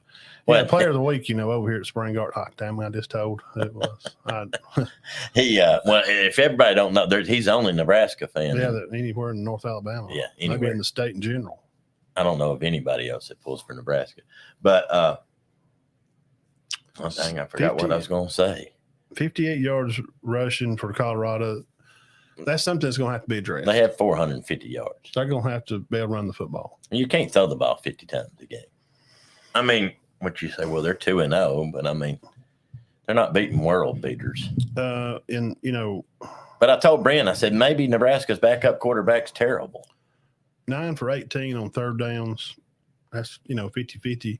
Nebraska was 4 for 13. That's about, but they were 0 for 2 on fourth down conversions. I look at those little things like that. How many yards did Nebraska end up with? 341. That's not really a high mark. They passed for 120 and rushed for 222. So Their running back's good. He is good. He's very good. I like some of their receivers. Matt's going to have he's going to have a time, with that. But hey, hats off to Shador and Coach Sanders. Colorado's winning right along, and they'll have Colorado State this week. So look for them to be 3-0 going into Oregon. Yeah. Hey, and Sanders really lit them up late. I mean, I don't know if he had 150 yards passing till late in the third quarter, and he finished with what, 393? Yeah. I mean, he lit them up late. Yeah. I don't. I picked them to win 5 games, and I said that I'll stick to my guns. On that. I don't know if we can stick to them no more. I picked them to win 4. To be you got to stick to what you pick, and I'm just going to stick with 5. We'll see how it all lays out, but now I can add that they may win 7. When you go back and look at their schedule, I think they could win 7. Somebody asked me yesterday, you don't think they'll beat Oregon and Utah? I'm like, no. Somebody's going to – guys, Nebraska and TCU, no disrespect, aren't even in the top 25. No. So Colorado's, we're going to be talking about them for at least through next week. And then when they get Oregon, that's going to be a big game. We'll find out if look, and I said this last week, can they win? We had a little 10-minute spot about Colorado. Can they beat these other teams, by having a shootout? Because they're not going to play great defense. I mean, Colorado give up over 200 on rushing from Nebraska. Mm-hmm. So how's Oregon and USC how are they going to do? USC has just been hammering folks since they got on them for only beating San Jose 28. They've just been laying it down. But they've not played a tough schedule. They played Stanford, San Jose, and Fresno, I think. But the Pac-12, they are, as we talked about this summer, we did a whole spot on from Dante Moore at UCLA to Penix at Washington to Bo Nix at Oregon. And, of course, Cam's at Utah. We knew that they were going to have some quarterback play. And now Colorado, we didn't have Shador on that list. Oh, no. I didn't. I think I said he wouldn't do good. Yeah. I figured they would be okay, but man, I didn't think he's going to come out and average 400 yards a game. Somebody asked me, is he on the Heisman list? I'm like, it's a little too early to put him on the Heisman list. He is. Absolutely. But, you got to see what they do. They play Oregon, Utah, USC. Let's see what he does. At least. For an early Heisman pick, yeah, it would be foolish to not put him on there. Would be like, well, how could you not? He's averaging 400 yards. I don't even think they ought to start talking about that stuff. Well, they don't. But like top 25. Yeah. We'll pull that up here in a minute, show the top 10. Yeah. What does it matter? For that. It's too early. Tennessee Vols go up there and win. They have App. They wound up with a total of 456 yards. They rushed for 228 against App, but they held them to 79 yards, which is something they should do. Just want to bring up some of their stats. 3 for 12 on third downs. But again, passing, and Milton is going to be okay. Tennessee fans, don't go burn your house down yet. And see, we're back in the SEC again. You hear my tone of voice. It took a while for them to get in there and pull away from them. Guys, so again, like I started with, Auburn fans, don't burn me out yet. I'm not, across the conference, it's just kind of dribble. Yeah, well, I mean, you had, like we said on the scores, Miami beat A&M. Mississippi State had to go to overtime to beat Arizona. Missouri barely beats MTSU. Kentucky barely wins. Yeah, here's a good game. I watched a lot of it. Miami Hurricanes, the U, 48-33 over A&M. Wow, that was a good one. Miami winds up with 450 total, and A&M had 433. This game was close all the way through the third quarter. Towards the end of the third, Miami has started pulling away with it, and a turnover, and they fumbled the ball down there from a ferocious hit on the running back. And it just kind of turned – it just like the kids just – you know how things like that will get a team up? Oh, yeah. It just did, man. And obviously Cristobal's doing a good job, and he's got things turned around. And, for Miami to come in, they kind of pulled – this game was not – the score, if you just see the score, you go, well, Fisher's trash. All right, it wasn't a beatdown. They pulled away later in the game. They were ahead, the first half of the game, it was close. It's kind of back and forth for a little while. So, but, again, these media people have built up A&M and put them, where they have them ranked, like 23rd. 22, 23. Why? Nobody, I don't, they went 5-7 last year and lost their best player. Petrino calling plays, obviously. I thought the play calling was pretty good. Well, yeah, but he can be a good play caller, but, you still got to have the people. I don't understand people. Petrino's calling plays. So, what does that mean? Miami even had over 100 yards in penalties. Now, I'll tell you one thing. You're talking about somebody to check your oil and rotate your tires. Yeah. Miami. The boys were laying the wood. The first half of the game, they were thumping pads with them. Their quarterback's good. I've always liked Van Dyke. I've always thought he's kind of been underrated. I thought he never really got a chance. What did he throw for yesterday? 375? Yeah, 375. Wow. Maybe Miami's back. Maybe it's not time to get down on A&M. Well, Miami's not garbage. That's the thing. We're at that part of the year where, can we tell is Miami, are they back, or is A&M just going to be another 5-win team this year? Or, what's Jimbo got going on? I predicted them to go about 5-7, 6-6. Matt, seriously. Yes. Our picks right quick. You told me to check that. Yeah, look, holler them out, and I'm going to. All right. We'll get into Alabama and Texas. Nebraska. I picked Nebraska. You picked I had Colorado. So you're 1-0. I'm 0-1. We both picked Ole Miss. That was a good game. It was. You're 2-0. I'm 1-1. I picked Miami. You picked A&M. Missed that one. We're both 2-1. I picked Oregon. You picked Texas Tech. Yeah, I had to try to believe in the guys. 3-1, 2-2. We both lost to Alabama. Mm-hmm. That's about 3-3 for us. We both picked Auburn, 4-3. And you had Vandy, I had Wake Forest. So you went 4-4, I went 5-3. Yeah. So, but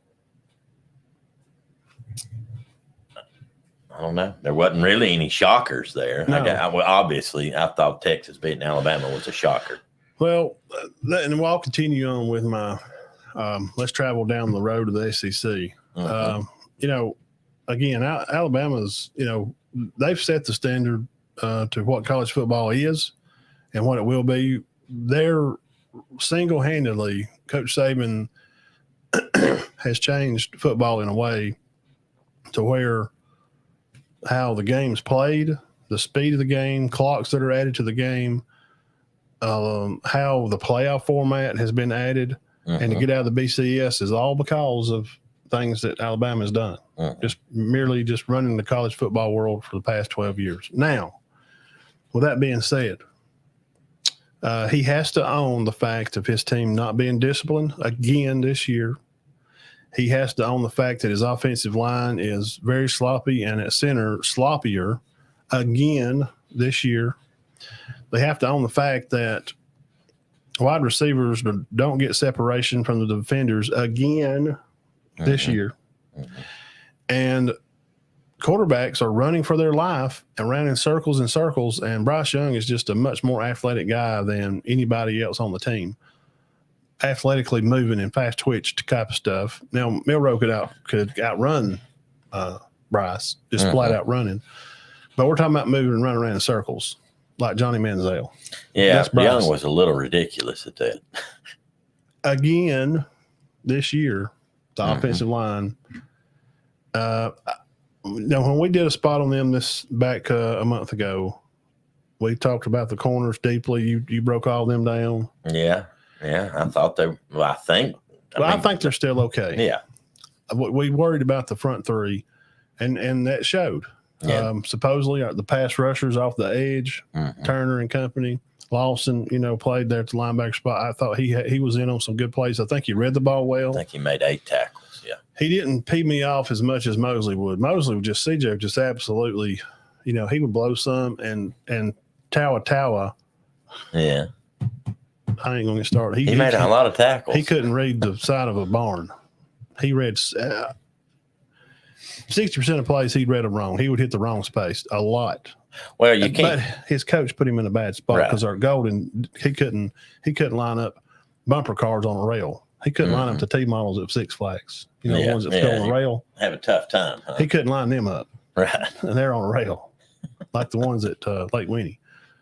So now we get Kevin Steele. So to get into this game, Bama rushes for 107 and Texas rushes for 105. However, 249 passing and 255 passing for Bama. But right here, 10 penalties for 90 yards and 2 turnovers. That fact of 5 of 14 for third down conversions, those are things I like to look at. That'll do it. Actually, Texas had the ball longer than Alabama did. They ran 13 more plays. Yeah. How many penalties did Texas have? 4. That's normal. Well, you can get 4 in a game. I'm going to go with that. You're a college. This is not some racky-tack high school team. That's just got kids running around. These are supposed to be kind of professional. I mean, last year it was 15. So is the penalties better? Sure. A little bit. Yeah, better. But 2 penalties took 2 touchdowns off the board for Alabama. That cannot happen. And you're going to say we're going to make a run in our championship this year. Saban's going to win it and retire. That's a bunch of load of horse manure right down the road here at the pig farm. That's what it stinks like. And these preseason polls and putting these teams ranked up high, it just don't make any sense. I agree with the weight.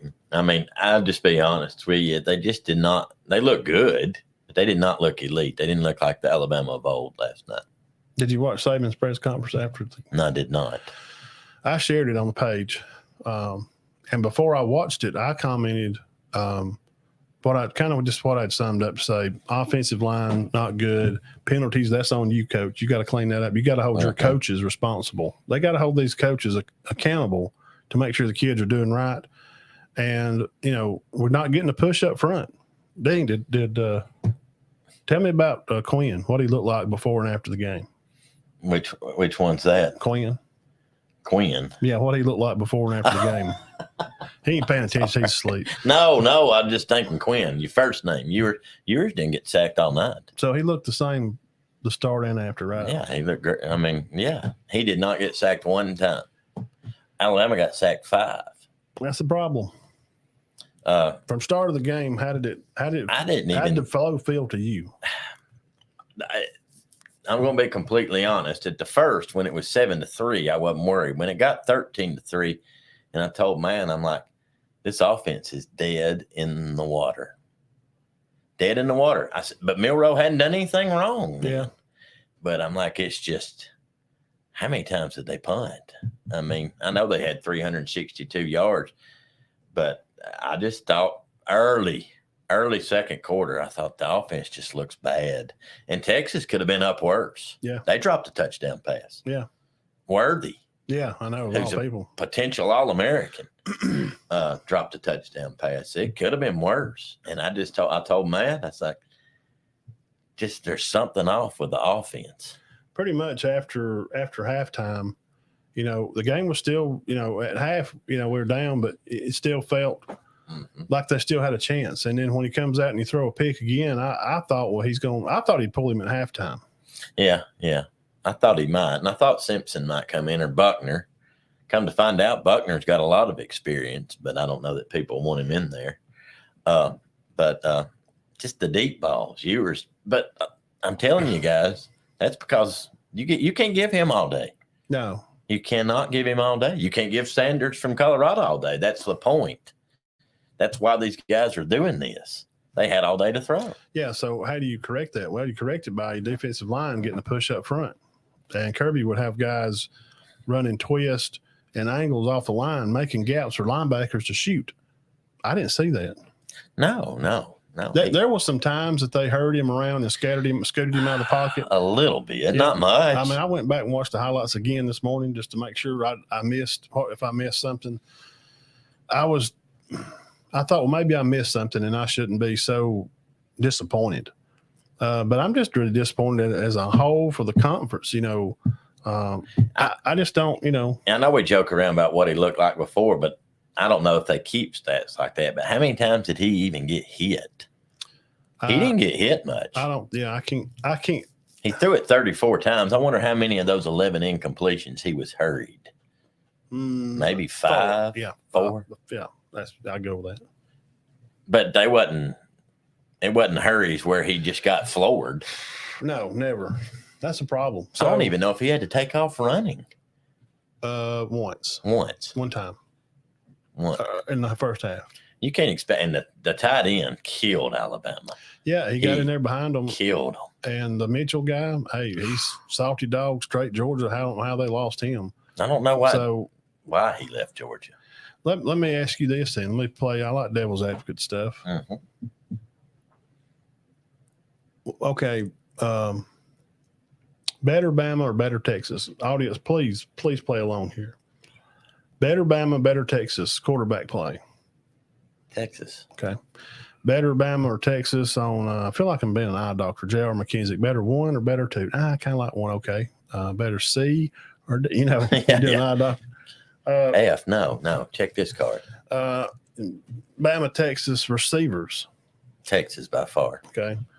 Last night. Defensive front. Texas.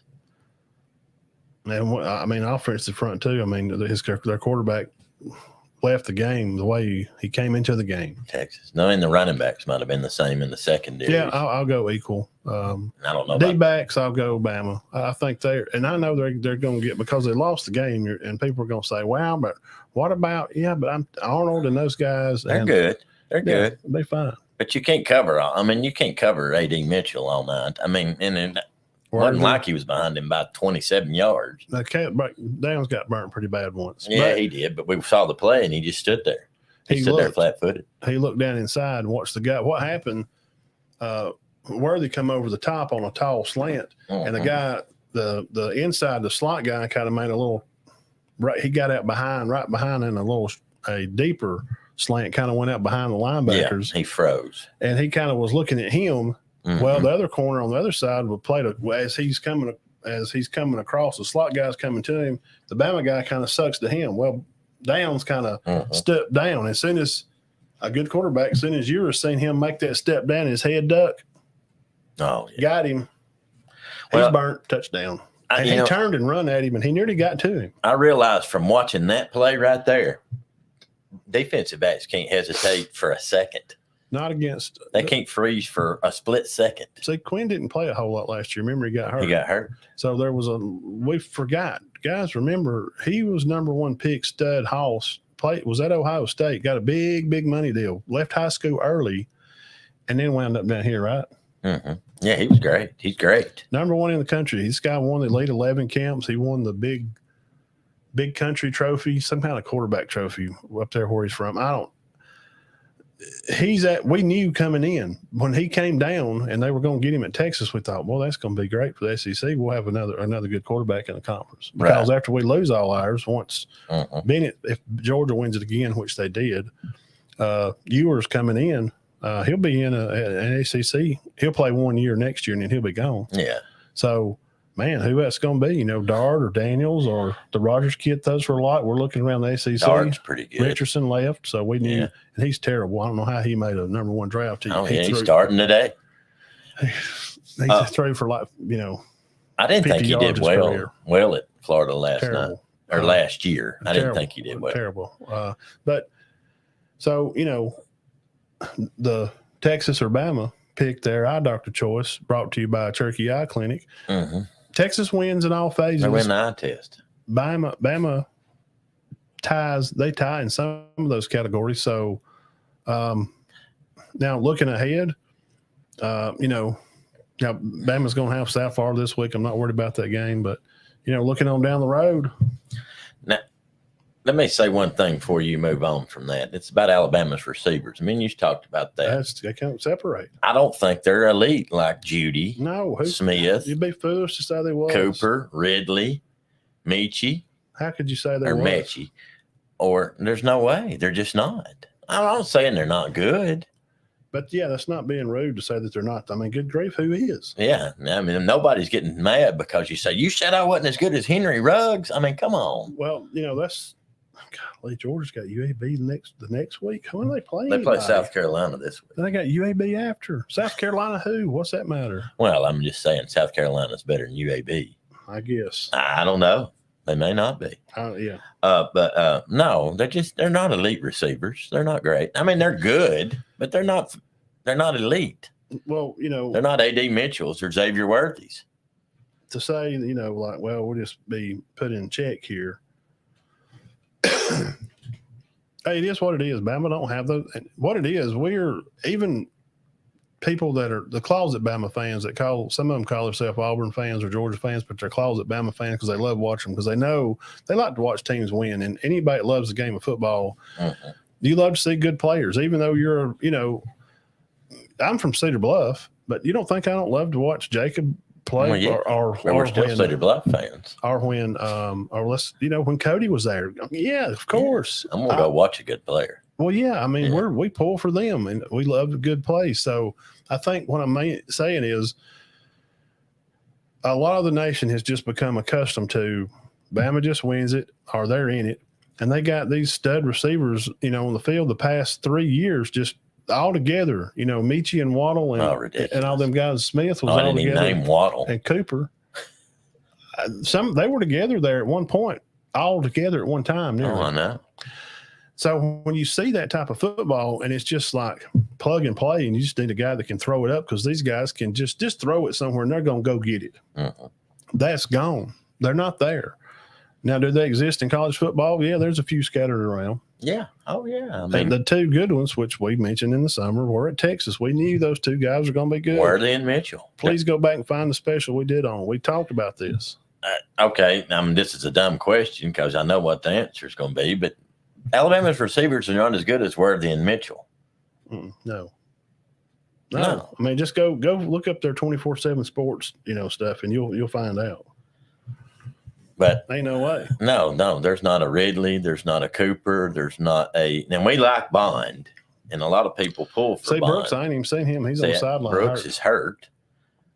Burton is pretty good. He's okay. He's not bad. Prentice had the best game last night. But they're still not that elite receiver that Alabama's had. I don't care what anybody says. No. They're not. No.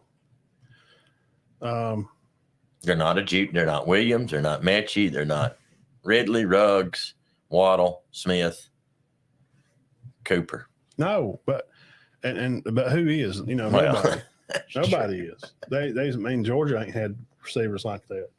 The leagues are going to the courtesy of I don't know. if you catch all week, you need to come up and watch Boo Carter play at Bradley. Okay. What's up, Mason? Let's be realistic. The SEC is being affected by the NILs is changing the landscape, and no more dismissal non-conference opponents. The playing field is getting level more and more. And what did I say before we come on the show? Say that again. I'm getting a message from Logan Todd Brooks. He's on here. So what did I say before we come on? Oh, you said that they're just portal and yeah. I mean, it's hurt them. I mean, they don't seem to be a cut above everybody else. Early on, I know we're only 2 games in, but how could you? Well, where's all the elite receivers? They're not piled up at Bama. No, I don't know. But they're not really piled up anywhere. Well, Tennessee's got a couple of good guys. I think Colorado's got a good one too. Yeah. Travis Hunter, hello. Yeah. Number 1 coming out of high school. There's one. Tennessee's got supposedly, we don't know. I haven't seen they've got 2, 3 supposedly that are better than the guys that play for Alabama. Yeah, and we hadn't seen great out of them either. Well, not yet. Yeah, I mean they've played cupcakes. Seem like they ought to have 200-yard receiving games. You would They think. don't look like they've been trying. I don't know. He threw for 200. Let's just see the Tennessee stats. Oh, yeah. Tennessee, Austin Peay. And we just said this earlier. They didn't try to put them away early at all. I mean, he threw for 228, 2 touchdowns. They had 228 rushing, which Wright was your leader. He had almost 120 rushing. And Keaton and McCoy. Brew McCoy. Were they were the top receivers. Castles had a touchdown, and of course McCoy had a 20-yard long, but this Castle kid had a 43-yard long on receiving, 228 yards, total receiving. But what surprised me, guys, Austin Peay rushed for 260 yards. See, I don't understand that. Y'all do know that Austin Peay is who, when I was at Jacksonville, that's who we played for homecoming, and I took Marcus to the homecoming. And Jacksonville back then, when they just went the year, well, I'm sorry, they was good this year. We played for the national championship. We beat Austin Peay 30-0. I mean, it's just who you schedule for homecoming. Austin Peay. Well, I don't know what's going on with Tennessee with that yesterday. 3 for 12 on third downs, 456 total yards for the day. Is it possible that they just wasn't ready for the game? Austin Peay rushed for 260 yards. Yeah, 260. They had the ball for 40 minutes. That's a bad stat. Is Austin Peay for real? I mean, in their league? The Governors. No. Have you ever seen their logo? It looks like the Monopoly guy. I'm not trying to. I'm worried about Tennessee now. Well, it's not just I'm worried. I'm just saying in general. And we'll get into some of these other games, and we'll probably get back to SEC, and you'll hear my tone of voice will go back to I'm just not impressed with the conference in general. So far. And I don't know if we're just not – this the crap games. Mm-hmm. It seems like it just means more slogan has just really taken over, has had a physical effect on the teams to where they're just not fired up unless they're playing either each other or they're playing for the national championship. Does that make sense? You could be right on that. Well, I mean, most of them haven't played. I mean, we've got Alabama's had a tough game. Georgia has not. Tennessee has not yet. They do have one Saturday. Florida has. A&M has. Arkansas has not. Kentucky has not. Missouri has not. The ones that have lost. South Carolina has. They lost. Bama lost. A&M lost. Florida lost. LSU lost. The Pac-12 is 17-1, and this is their last year. Are they going to do good enough that they'll say, you know what, we're just going to keep the Pac? I know that's over with. Yeah, well, the AD should have got money deals to keep them on TV. Yeah, they could. They don't care about it. I mean, they're just not. No, they'd rather worry about paper. We need to use this recyclable stuff here. And the governor's worried about migrants and ICE, people of the ICE. They wouldn't worry about letting in illegals into their states where you have the highest homeless rate in the world, nearly Oh gosh, crapping yeah. and peeing right in the middle of the streets and having super high property tax. Those are things they're worried about. Gas, Yeah. very high. But no, I mean, you're right. Everybody's, and this week, does it get any better? It don't seem to.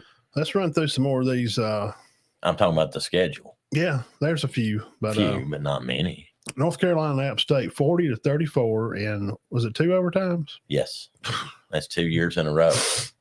They've done that overtime thing. 319 yards rushing for Carolina, 208 rushing. J.J. Jones was their leader in rushing. Hampton had 234 yards rushing.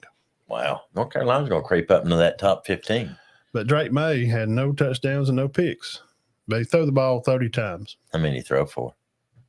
208. 208. That's modest. They didn't have to rely on him. They had their running game, right?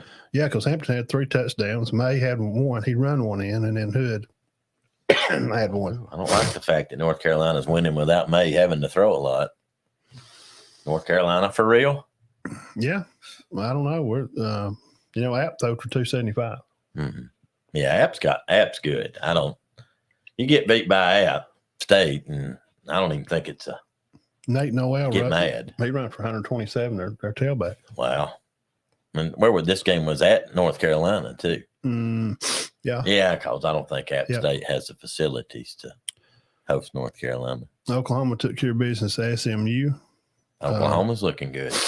LSU takes care of Grambling. We went through all these scores. Yeah. I'm just trying to look for something. Ole Miss. What about Ole Miss? Too late. Utah at Baylor. Baylor kind of blew that. They did. Utah's not going to be what they were predicted to be until Rising's back. I'll just say it again.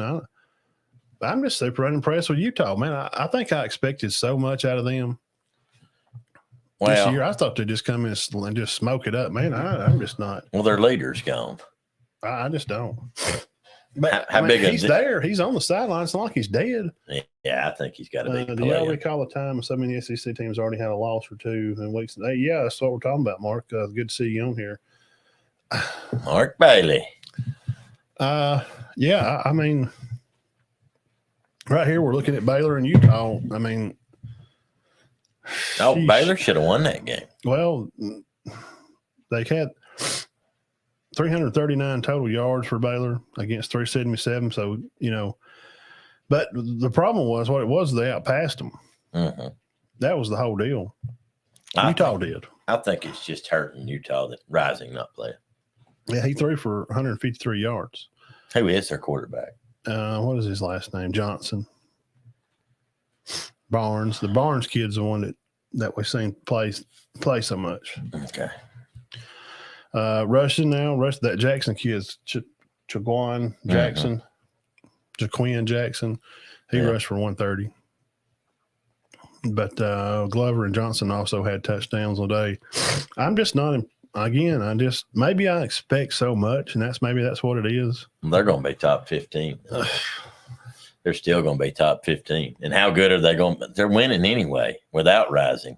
Not pretty, but they're still winning. They're 2-0. They played a lot tougher schedule than a lot of teams. Yeah. They played Florida and Baylor. Yeah, then what? Then now they'll start their conference, won't they? I think so. They should. Pac-12 should be getting into play pretty quick. That may be the next week before they start all their conference games. Because I know Colorado and Oregon play week 4. Yeah, the week after this. Yeah. Well, what'd you think about Ole Miss? Yeah, I'll say I had Texas Tech and Oregon. Oh gosh, yeah. Let's talk about that one. Texas Tech. Hey, I'm sorry. I know you think you were wrong, but I think you're right. Texas Tech's got a good squad. Well, the old Shao guy, he threw for over 280 yards. He had 3 touchdowns, but he wound up throwing 3 picks. And one of them was a pick 6 on the last drive. I went back and watched some highlights of that game, and I'm just looking at some receiver. I want to see which receivers did good. They all spread the ball out. Bradley, White, and Tharp all spread the ball out well. But Bo with 359, and they only rushed for 113. Bo with 359. They only had two, Franklin and Johnson's receivers. What I was looking for. Franklin's the two good. receivers. So, does Bo's done a good job. That's how many? What was his on and off? 350. 32 for 44. That's not bad. He threw 44 balls, played 32. That's about 75. Well, over 75. Now, what are No, right. 74. 78 is what they got his QB. 78. Wow. 78. That's pretty good. Now, Yeah. Texas Tech's defense, now they're not world beaters and they're not going to go out and just No. destroy people. And they're not the defense of 2010 9 Alabama or something. But can they still win the Big 12 is the question. Well, yeah. I Can think they so. still win it? Yeah. But with Kansas State bringing back 15, 16 players, does K-State, are they the ones, If I have to make a re-prediction, I'm going to pick Kansas State, Oklahoma, or Texas. I think Kansas State, what'd you say they brought 16 people back? Yeah. I don't remember talking about that in there. And I think it's just because they lost their main star players, but they're good. And they play Missouri this week. Mm-hmm. Yeah, Mizzou will play K-State. But I don't know. Texas is liable to lose some ball games. I wouldn't be shocked. Tech just give that game away, man. They had lots of opportunities, and No, they were up 27-18. it was. I thought it was going to be kind of a done deal, but 20-3 run by Oregon in the last quarter. yeah, I was going to say last 10 minutes. Yeah. 4 turnovers, dude. I mean, we can talk about turnovers. Turnovers, yeah, it'll cost you a game. Playoffs. What playoffs? Playoffs. Talking about practice. So, is this the end of Texas Tech? Where they is it just going to burn the bridge down? Alabama dynasty's over. Texas Tech has no chance. We're not going to get on that. Miami's back. That you. Texas is back. Longhorns. Yeah, hey, Texas lost some games last year that I was shocked that they lost. But I will say they look better on defense. Texas looked like they had a pretty good defense yesterday. Yeah. And Ole Miss, this one you've been wanting to. Now they're going to play. Well, I Georgia. just thought that was the best SEC performance. They're going to be battling the Rambling Wreck from Georgia Tech, 1-1 on the year right now, 27 to 37 to 20. That was a lot closer than the score. It really was. Tulane is just, man, they may be. They get the Scrappy Award, man. Their QB throw for 230. They rush for over 100 yards, but that they rush for looks like 150, but they do the negative 28 because of the quarterback sacks. 122. Yeah, 92, 32, 10, and 4. Wow. Which is, I think it's okay against an SEC opponent team. They throw for 230 yards. And he wasn't even their quarterback. He's not even their quarterback. He's their backup. Their quarterback was out. Yeah, Horton. He's a kid from he's from Texas. The one another Texas 6'4", 220 pound sophomore. Well, now they were bragging on him, saying he played fantastic, even though he's not.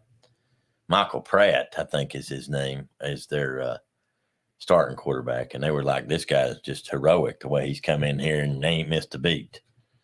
How'd Dart do? Yeah, 274, 267, 2 touchdowns and a pick. I know they shut down Judkins. Yeah, 18 carries on 48, 1 touchdown.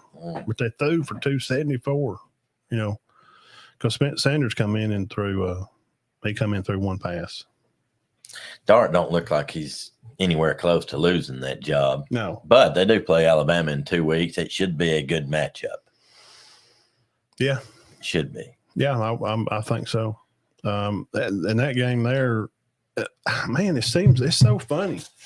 A lot of these, like most of these games that we just kind of went through here, some of the bigger games, the team that lost was winning most of the game, and then something in the end of the third Mm-hmm. and in the fourth, the team winning couldn't finish. Right. Well, you had Alabama, Bama couldn't put Texas away. A&M, Tulane, Texas Tech. These bigger California. games, man. Yeah. They turn- led most of that game. You know what hurt all those?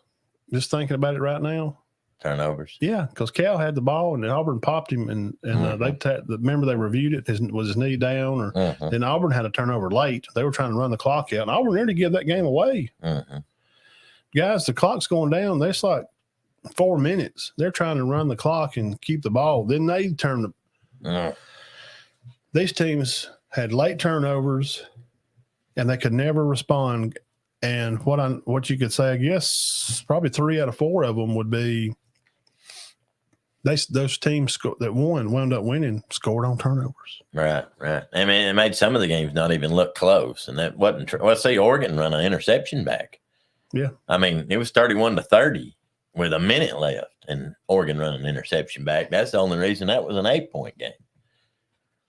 That would have been a 1-point ball game, and who knows? They might have drove down and been able to kick the field goal to win.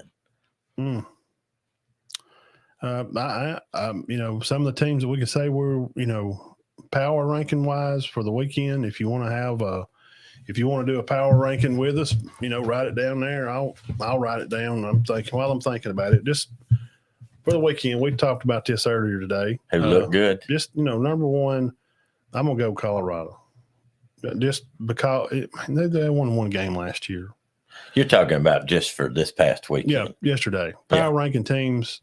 I know Nebraska is not Texas. And so really Texas should probably be number one. I'm just doing this because they won one game last year. Mm-hmm. Texas beating Alabama to me is not a big a shock as a 1-in-10 team beating Nebraska. Right. It's not to me. It's not. Right. I guess 3 would probably be Miami for me. But hey, everybody's sold on Jimbo, and everybody's just ready to, buy him a box of chocolate and give him 2 dozen roses every weekend. Mm-hmm. They put him in the top 20, every year, and they come out and win 5 games. They put him in the top 10 last year, and they won 5. I don't know what they're talking about. I honestly don't. And I don't know why they were in the top 25. Here's not a surprise, and we can go. That's the one I had pulled up on there, and I got off of.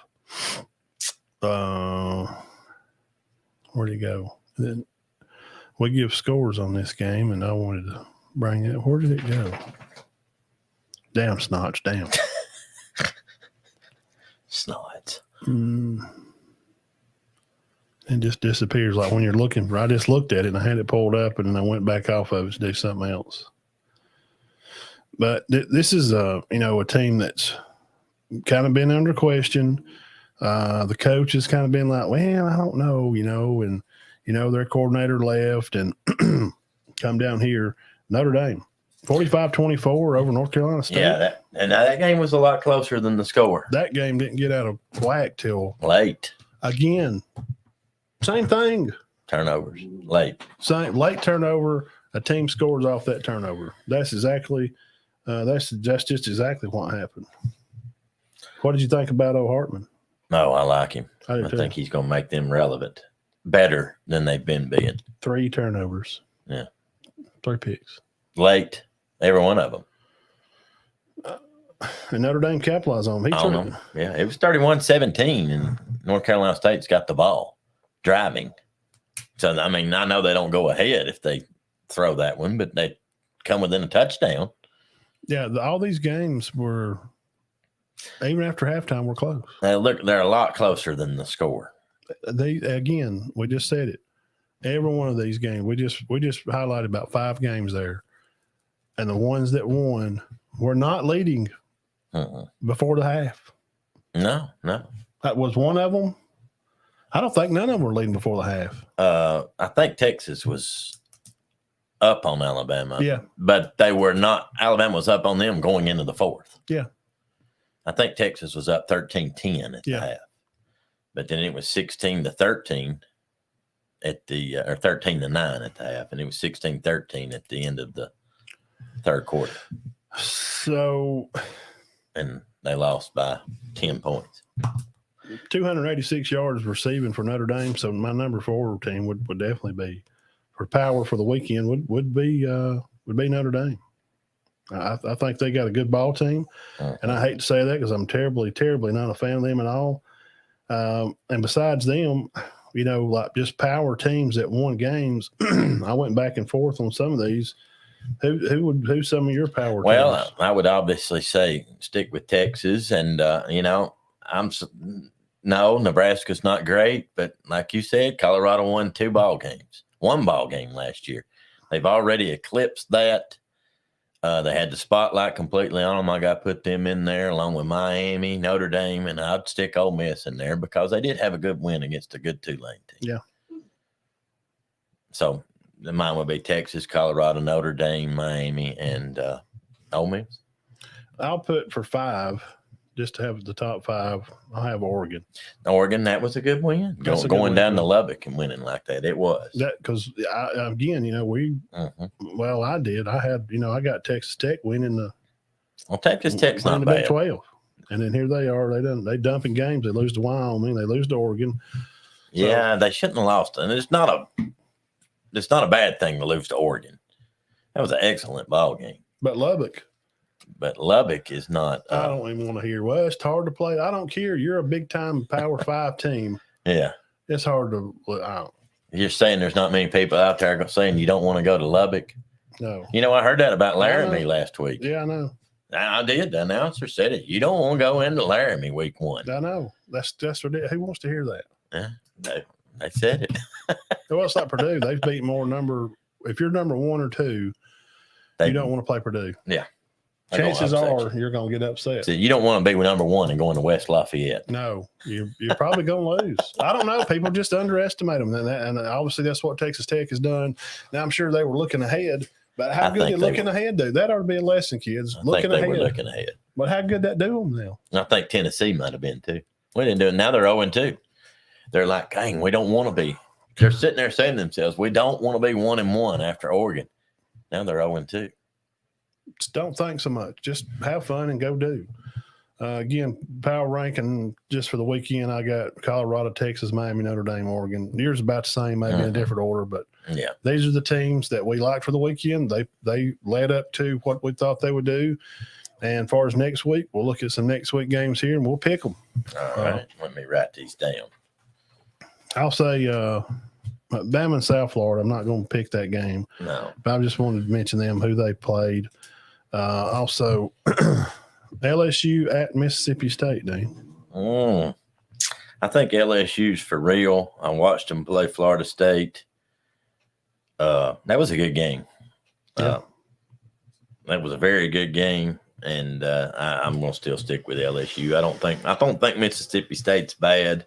I like the fact that they're running the ball more now, but I will still stick with the. Yeah, I'll go with you. I got Okay. LSU. Everybody, y'all like LSU over Mississippi State. Mm-hmm. I think we can all probably agree on that. Yeah, I just Not picking Auburn and Sanford, not Stanford. Sanford is coming to Auburn. They're going to play. I think it's going to be on SEC Network or something. So just give Auburn fans a shout out on that. Also next week, Minnesota at North Carolina. Ooh, Matt. I know. You know what? I'm going to do it. I'm picking the Gophers. Is that crazy? No. North Carolina's had some tough games. I'm going to pick the Gophers. I'm going to go for it. I'm going to go NC. It's at NC. I'm going to go with Coach Brown and a little dip of skull there. That's a tough little game there. Wait a minute here. Good matchup. Why is it not? 16th will be this weekend. Yeah. Is it not? No idea why it's not on. Georgia at South Carolina. I do think that's going to be a little tougher than what Georgia's seen so far, but I think they'll survive it. South Carolina's upset Georgia more than once, but I'm not going to pick them to do it this year. Are you? No. Okay. No. Spencer will be rattled. I just can't do it. But I think it may be a decent game for a while. Georgia's not played well, according to their fans. Yeah. Early. They've not played well early. They blew whoever they're playing out in the second half. But you can't tell nothing by those games. I don't even want to hear that Beck ain't no good. We don't know. You can't tell by those Is games. it at Georgia or at South Carolina? I think it's at South Carolina. No, that's curious. I don't think it really it doesn't really matter at No. all. Georgia Tech. You got a cold miss on Georgia Tech. I mean, just for craps and giggles. I'm sure yeah. Tech ain't. Where's it at? I can't pick. It's Tech. at Georgia. South Carolina's at Georgia. Oh, okay. I thought it was in. No, it's at Columbia. Georgia. So we're picking Georgia Tech and South? No. Okay. And Penn State at Illinois. Mm. I like this game. It's going to be something good to watch. Be good. There's not a lot of games on this weekend, guys. Just for everybody watching and listening. Thank you again, people, for coming by and hanging out with us here on show 202, the Matt and Todd Show. Subscribe to the channel, tell a friend, follow us on Facebook, and find the Side Note Show. Go over and be added to it. Add your own pictures, and Jeff writes up darn articles for college, for high school football, and I love that. People, that's what that page is for, is for you guys, for exactly what he's doing, or pictures of your kids. Put them on there. Penn State, Illinois, at Illinois, closer than the people think. Yeah, I think Penn State's good. I don't know why. I just like Singleton, their running back. I'm going to stick with Penn State. Let's see. Might be a better game. I've noticed a trend lately in college football that one week's loaded with good games and the next week's not. Have you noticed that? They do that on purpose. Yes. The next week is absolutely, it's like a bowl lineup. They are favored by 15.5. Penn State is on that game. You think Illinois will cover, don't you? We could start picking with the spread. I think they will. I'm just got a sneaky feeling. I'm going to put that in that you're picking Penn State, but I don't think they'll beat them by 20. M&T, we both think Illinois will cover. We'll cover. We're not getting into all that talking point spreads on here. We're just no. I don't like getting that deep in. That's too deep. It's ridiculous. That's just for gamblers. And somebody, well, it ain't. Yes, it is. That's just for gamblers. And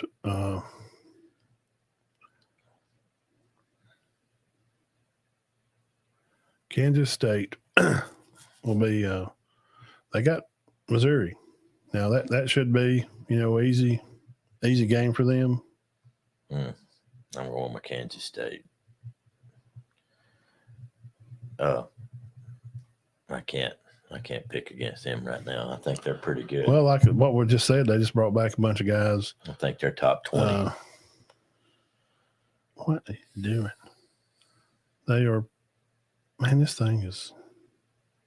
Hold it. Let me see if there's some more here. Hold up. Well, it's giving me backwards. It's like going backwards. The schedule, it shows from like last year.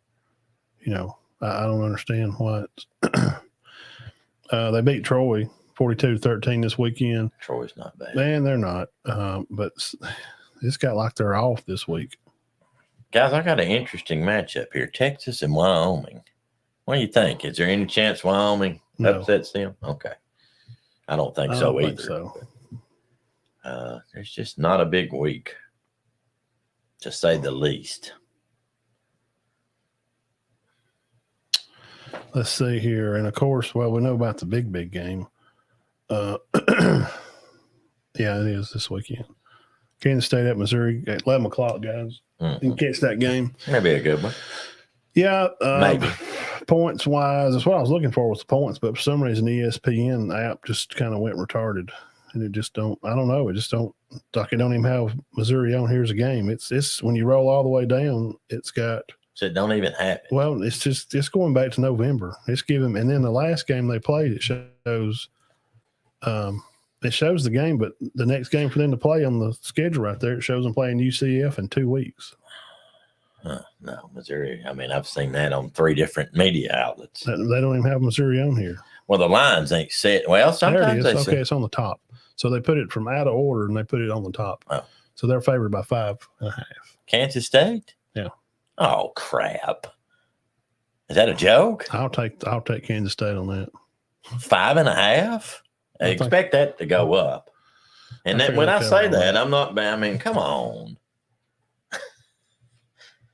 5.5. Yeah, Mason, Missouri looks decent. They can't,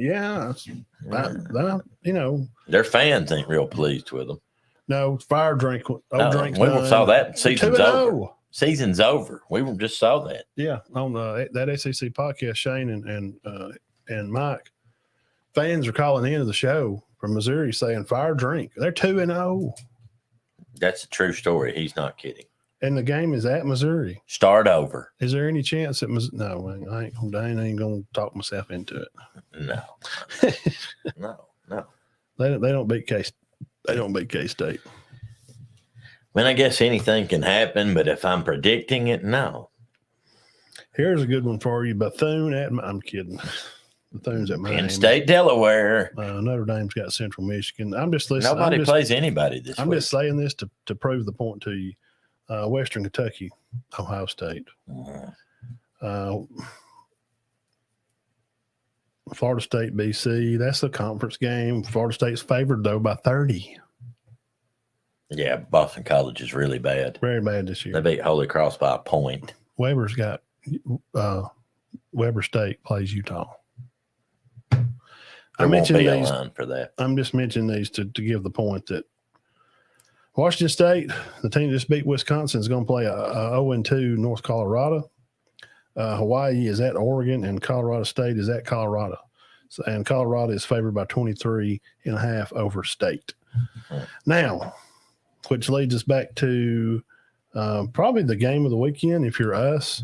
Definitely. And this is our conference, and this is a game that we like. We've got a big circle on it right here. Favored by exactly one touchdown, Tennessee is at the Swamp. They are 54% favored to win. Milton had 429 as of far, and Mertz is 526 passing as of far. Wright 233. Johnson Jr. Over there at Florida for receiving is at 125. Receiving 210 at Florida for Purcell, and then He's good. The Keaton kid has got all the receiving yards at Tennessee. Mason, I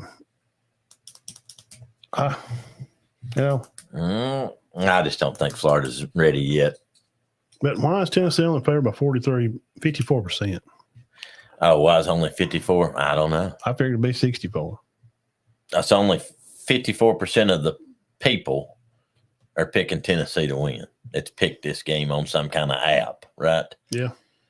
I don't understand that. It's at Florida. Is that with the spread, or is that just in general?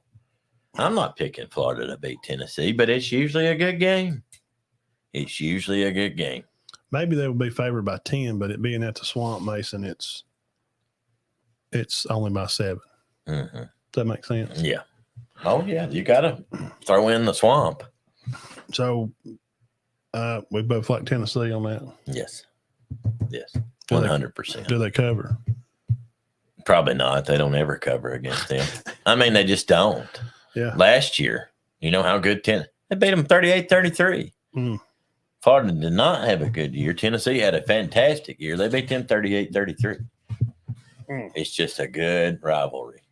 Would you agree with that? Yeah, it's one of those games. It's it could go either way. I would not be shocked. Sorry, Sam and Logan. That's my cousins. It's a Georgia Auburn kind of game sometimes. Yeah, they're Tennessee fans. I wouldn't be shocked if Florida beats them, but I'm not going to predict it. It's one thing to think that it can happen. It's another thing to say it's going to happen. I'm not doing it. Where we was wrong, where we was right. We went through that. We've been through some high school scores from all around the state. And congratulations again to Jacob Cornejo. Very well deserved. And I'll be out there this week and get his shirt to him. He's probably got about 500. How many players of the week has he won? Not from us. I'm just talking about in general. A lot of stuff. He has. First team all. And I will say one thing, I won't say nothing else about Alabama. Somebody told me today that 65 for Alabama is terrible. And I said, he's a preseason All-American, don't you? Yeah. Who's 65? That's the thing here. And, we went through the checklist. We did the Turkey Eye Clinic eye test for Alabama, Texas, and Texas won the positions. I mean, coming into the game, you would say Texas is better at receiver and quarterback. Yes. And tailbacks would be probably lean to Bama, most definitely. They've got a got pretty good tailbacks. But as far as defense, offense line, we couldn't say because we didn't know until we see them push against each other. Now, the penalties, we didn't know because Bama played a pretty clean game the first game. We thought they had that cleaned up. Obviously not. Turnovers. and your quarterback turning the ball over, that's a problem. You can't have turnovers, and that's what Bryce Young didn't have was turnovers. Yeah. Didn't turn the ball over. No, that's why they won. Well, and the offensive line was not any better last year. You say, well, they beat them last year. They won it because of what you just said, because Bryce just didn't turn over. He could scramble and run and do circles and Johnny Manziel. Oh, yeah. Trickery. I mean, it was absolutely – there was – sometimes I'd be like mad. I'd be like, that's ridiculous. Come on. It was a Texas game if they sacked him in the end zone, had a safety, Yes, and and somehow he was laying on top of a guy and threw it away. Yes, and actually I thought that's why they safety. won the game. I thought that's a safety. How are they not? And then they penalized Texas for roughing the passer. I thought, how lucky was we? Yeah. And the breaks just didn't go Bama's way this weekend. No, none. The penalties didn't. 2 touchdowns was pulled off the board because of penalties. And then 2 other big penalties set Texas up on first downs. Like they had them held 2 different times, the big parts of the game in the third quarter. Penalties, first down, Texas. And I'll tell you one thing, and we're talking about nothing went Alabama's way. If you want to watch a ball game and a ball team that nothing goes their way, Nebraska. check out the Cornhuskers, buddy. They've lost more 1 point. And guys, I'm not kidding. Absolutely nothing goes their way. They called a timeout to ice a kicker yesterday. You know, hey, when they're in motion, he missed it. Yeah. They called it. Do you think he hit it the second time? Yeah, sure. It's Nebraska. Of course.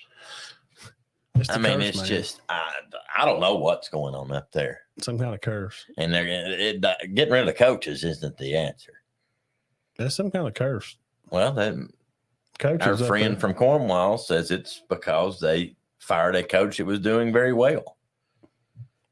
But Which Bo and Pelini was there. no, it was before Pelini. It's Frank Solich. They went So- 9-3 and got rid of him to bring in somebody else. And then Pelini came there and did all right. Yeah. He did better than they're doing now. Yep. But guys, I mean, no breaks. The landscape of college football has changed, guys, and things are definitely different. The transfer portal and NIL deals have changed things forever, and they're going to be coming to a town near you, as Georgia will be voting on that by next month. So thank you guys for coming by and hanging out with us on show number 202. We've been back through everything and picked our games for this week. And again, we like, of course, Bama, LSU. I like North Carolina over Minnesota. I like Tennessee over Florida. Yes. Penn State on Illinois probably cover, and K-State probably takes care of business. I can't believe that's a 5.5 point spread. How about that? And power teams for the weekend, not a ranking, just power teams for the weekend. We like Colorado, Texas, Miami, Notre Dame, and Oregon.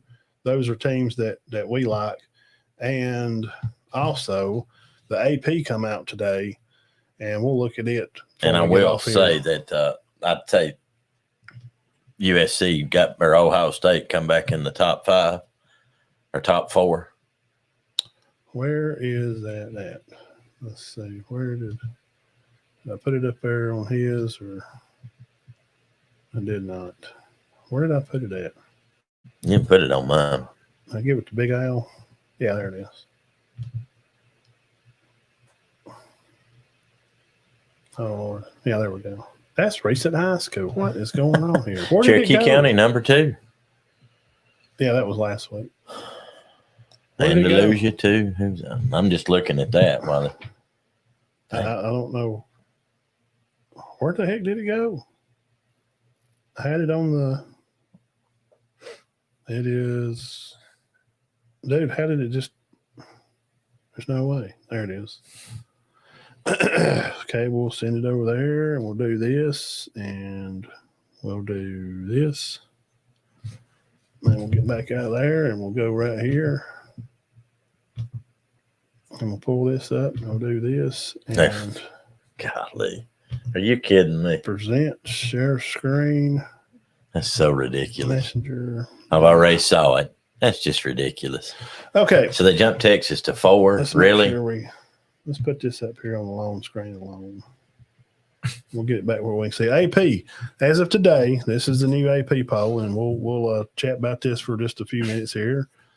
They like podcast listeners. They do like Georgia to be 1 with 55 number 1 votes. Michigan to be number 2. Florida State 3. Longhorns jump up to 4. They moved. That's so ridiculous. Where did they move from? How about 7 or 8 spots? What were they? 8, 7? No. They were 7 or 8, wasn't they? Thought they were like 10. Maybe so. Well, that's the thing. When you beat Bama, this is, That's still silly. that's what happens when you. I mean, you'll put them over USC, who's smoking everybody. Yeah, but I know they're not playing they anybody. ain't played nobody. That's the I problem. guarantee you, they're just as good as Texas. And that's right out of the top 4. That would be your match. If the playoffs started today, Georgia would play Texas, Michigan would play Florida State, which I would love to see those matchups. They'd be very good. And coming out of the top 4, number 5 leading the way is USC. Right behind in 6 is Ohio State. 7, Penn State. 8, Washington. Another Pac-12, and 9, Notre Dame, independent or /ACC for football. Rounding out the top 10, your Alabama Crimson Tide falls out from 4 down to 10. They are leading the one-loss teams along. However, they are, of course, ranked above a lot of undefeated teams. I didn't think that they would drop them that. I thought they would drop, obviously. I had them at 10. Did you have them at 10? I Yeah. thought 8 to 10, probably. Well, they just played, it's the penalties, and they just don't look. They didn't dominate. Look, we just went through the Cherokee Eye Clinic eye test. They just, receiver and quarterback play goes to Texas. And then we found out in the game, offensive line protection went to Texas. Quinn Ewers clean, and Milroe run for his life all night. Like last year, like Bryce Young did. So the offensive line department was still there. And rounding out the top 10, Mason Rose, Tennessee Vols. So that's just the. Let's see who some of the others are. That's just the. That's just the top. That's just what I got. I just Okay. did that to just to kind of look at, give some talking. I'm not saying Texas shouldn't be ranked high, but I don't, come on, man. What about?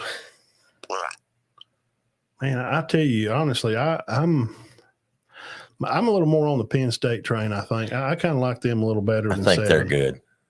I think they're good. And Wayne Notre Dame played this weekend. I know they played NC State.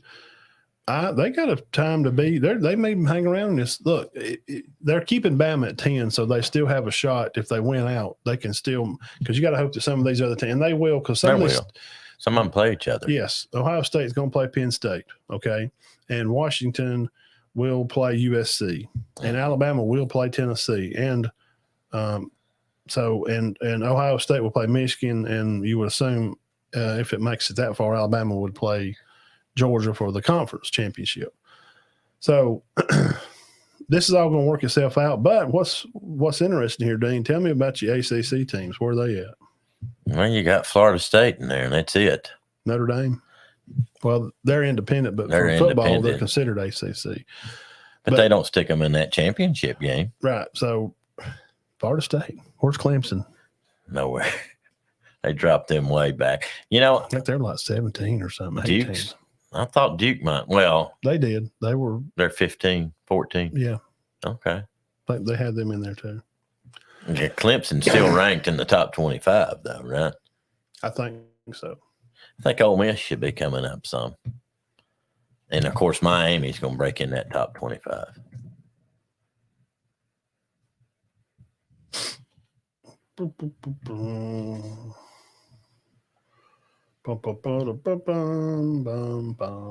Oh, yeah, the NFL started today. Falcons won. They did. Yes. Duke's 22. Really? Clemson 23, Duke 22, Miami 21, Colorado 20, Ole Miss 19, Oklahoma 18, 17, North Carolina, Oregon State 16, K-State 15, LSU drops to 14. Brian Kelly's offense put up more than 70 points in a nice rout over Grambling State, but it was not enough. Oregon takes care of business. See, I don't agree with Utah. Oregon Utah not being playoff. ranked over Utah. Why would Oregon not be ranked over Utah? Utah, well, they're Pac-12 champs. Until they led to the fourth quarter touchdowns drive, and the defense held firm against Baylor's last-second efforts, moving to 2-0 without Cam Rising on the field. That's why. You win without your starting QB. And Bo Nix is, Texas Tech and a dramatic pick six by the Ducks to put up some points and put it out of reach for good. Bo Nix led a 20-3 scoring run in the fourth quarter after trailing Texas Tech. 27-18. Yeah. I didn't know it was all in the fourth. Yeah. They got Alabama at 8. Penn State at 7. USC 6. Ohio State 5. Texas 4. Florida State 3. Michigan and Georgia. McCarthy was 22 for 25, over 300 yards as they played the junior college of West Michigan Central State. I'm surprised they didn't bump Texas to 1. I'm sure somebody has. That's the Bama effect, man. People's got to slow down all that. Yeah. Where was Tennessee 11 on this poll that we had here, Mason? They had them at 11, and the other one had them at 11 too. Yeah, they were 11 on both. Yeah, Bama was 9 on one and 10 on the other, which that's fine. That's okay. I'm not. They'll probably crack that top 10 if they beat Florida. Well, I don't know. Somebody's got to lose though, and somebody in the top 10 will lose more than likely. Thank you, Jeff. We appreciate it. It says Nebraska has been irrelevant. Yeah, I know they have. They just have. Yeah, but they still have bad luck too. Nothing goes their way. The other team fumbles, they get it back. They just ain't living right, man. They need Jesus. Something's going on. Yeah, I mean it's awful. Get behind me, Satan. It's awful to watch. It's bad. Well, I mean, lost how many 1-point games? 20 in 5 years, or one score. One score 20 times in 5 years. 20 times. 20 goes into 4 times, so that's 4 games. That's more than a third. That's 4 times a year. More than a third of their games because they only play 10, 12. I think they played 50, about 48. Yeah. In 12. Yeah, I'm counting the bowl games when they made them. Yeah. Well, I don't think they made one. They didn't. 4 Nebraska. So they didn't make one under Frost. So this being the 5th year of it, yeah, they've played 50 games and 20 of them have been 1-score losses. It's almost half. Some of them 1 point lit, and not even that, guys. And we'll move on from Nebraska. I mean, they lose on the last play of the game. I mean, clock goes 3, 2, 1. He's in the end zone. He goes back for the touchdown. Nebraska loses again. Yeah. Again. I mean, they're like the ones time. They're like the ones that throw the Hail Mary and the team intercepts it and runs it back all the way. Yeah. Touchdown. Nebraska lost. What? They didn't even have the ball. What? They threw a Hail Mary, got picked off, went 100 yards. When it hit me when the guy missed the field goal. 25-yard field goal, Mason. I know you're watching this. Nebraska tries to ice him, and he misses it. Misses it. They ain't doing something right, man. They got to get their heads right. But I think Rule's a good coach. So. Well, they got he's a pro guy, and that's He fumbled 2 snaps. Their quarterback fumbled 2. That shouldn't cost you a game, though. No. Well, I mean, Colorado recovered them. They're just Colorado. The guys, I'm not getting on the Colorado train, but I'm also not being anti-Colorado. Colorado caught a lot of breaks in that game. They got the ball on the 20 and the 30 twice. Mm-hmm. And I think that Nebraska finally said, forget it. That, guys, whether you want to admit it or not, sometimes defenses give up a little bit. They get beat down, more out, and be like, what's the point? And I think that's what happened. If you're playing Division I football, you better not be that way. You can't be. You can't be because you'll get smoked. But a lot of those games this weekend, it sure did seem that way. Yeah. All the teams that were nearly leading, except for Bama, they were not leading at halftime. No, they were down, but they were leading going into the 4th. A lot of those teams, man, the fourth quarter was not good to them. Right, Texas Tech, they lost the game in the fourth quarter. Oh, yeah. Yeah, Texas, California, Alabama, Tulane. I mean, that was a close game. I don't know that they lost in the 4th. They lost in the second half. Not bad. No, not at all. They're the best of those mid-majors. Yep. Of those middle-tier teams. Jack State, we didn't mention them. Yeah, they got beat. Coastal, they were at Coastal. They're good, man. Yeah, Coastal's very good. What about NFL ball? The Jets play the Bills tomorrow night. Well, I know Atlanta won. I'm very interested. Detroit beat Kansas City in Kansas City. Well, they said there was what was the controversy about that? I don't know. Mahomes, but Kelsey didn't play. But What was the constant? They said somebody was offsides or something. Buccaneers beat Vikings 2017. 49ers. Oh, yeah, the Steelers had like 1 yard rushing something. Let me look at Who that. did the 49ers beat the Steelers? Yeah, 30-7. Oh, gosh. I thought the Steelers were supposed to be pretty I good. did too. They may be. Something happened. Somebody had a yard of something. What's the problem here? Wait a minute. What? No way. What? How many yards rushing does that say? Am I reading that wrong? This is an NFL team too. 41? 41 yards rushing. Yeah, that's not real good. Najee Harris had 31 of them. So they only handed the ball off 10 times. And Pickett threw for 200 yards. No wonder they got beat. 46 passes for 200. So Pittsburgh, 46 passes, 10 runs. That's why they got beat.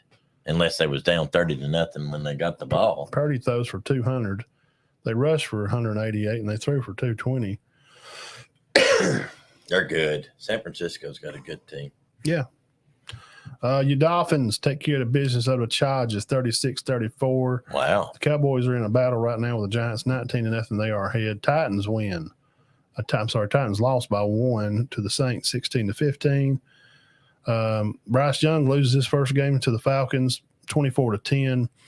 And we could take a look at his stats and see. I get strangled so easy, man. Yeah, my mom does that. I used to. It's my nose.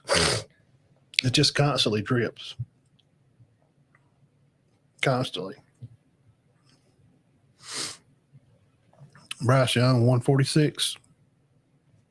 They throw 38 passes. Throw 2 picks.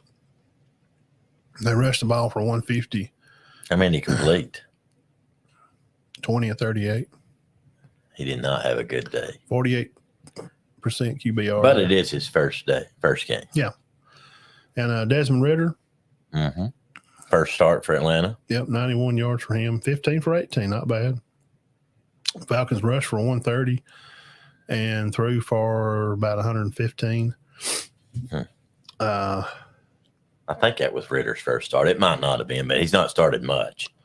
Packers smoked the Bears. How did Jordan Love do Um, in his first start for real, I think? Well, get over there on the 245 yards, 15 for 27, That's good. 73% QBR rating. It's not bad at all. No. They rushed the ball for 92, threw for 245. Packers, 38-20. Here's a good one. This the Raiders and the Broncos. Raiders win 17-16. Who is Wilson Russell still? Wilson. He's still. I mean, I didn't know if they had. No. He was hurt, or I didn't know if they was letting some guy. He threw for 27 for 34. Oh, that's good. Garoppolo, 20 for 26, 200 yards on the game. Jimmy Garoppolo, we're going to get pizza over here. Everybody knows the rules. One bite. Everybody knows the rules. And our guy, Good fellas. from Cincinnati over here, Joe Butter takes thumping 24-3. Wow, the Browns beat the Bengals 24-3. Joe was 14 for 31 with 82 yards. What? And Deshaun Watson was 16 for 29 with 154. They rushed for 200. How many Chubb have? 100 yards. 100 yard had a 17 long, averaging 5.9 a carry. Cedar Town's finest. Very surprising there. Yeah, Joe Mixon only rushed for 56 yards, and your favorite guy with Jamar Chase, 39 yards only received. Burrow threw for 82 yards. Wow. That may be the worst he's ever done. I'm serious. Yardage wise. 14 for 31. His RTG rating was 52. And Jaguars take care of the business with the Colts. Washington Redskins take care of the Cardinals. Eagles and Patriots. Jalen Hurts wins over the 25-20. Wow. He was 22 for 33 with 170 yards, 1 touchdown. Pretty good. And A.J. Brown had 79 yards receiving. Devontae Smith had 47 receiving. So there's some stats for some of those guys. And the Chiefs, of course, we mentioned that. Let's see what did Goff have here? Oh, he did great. 250 yards passing and 1 touchdown. He's good, man. Patrick, 21 for 39. Goff Which is was not good. No. Not in pros. I mean, if they don't complete 70% of their passes, they don't give them a good rate. Well, he rushed for 45 yards. Yeah, he did. Then the Watson receiver guy had 45. They don't have an elite receiver. They got Kelsey, but they have a bunch of receivers.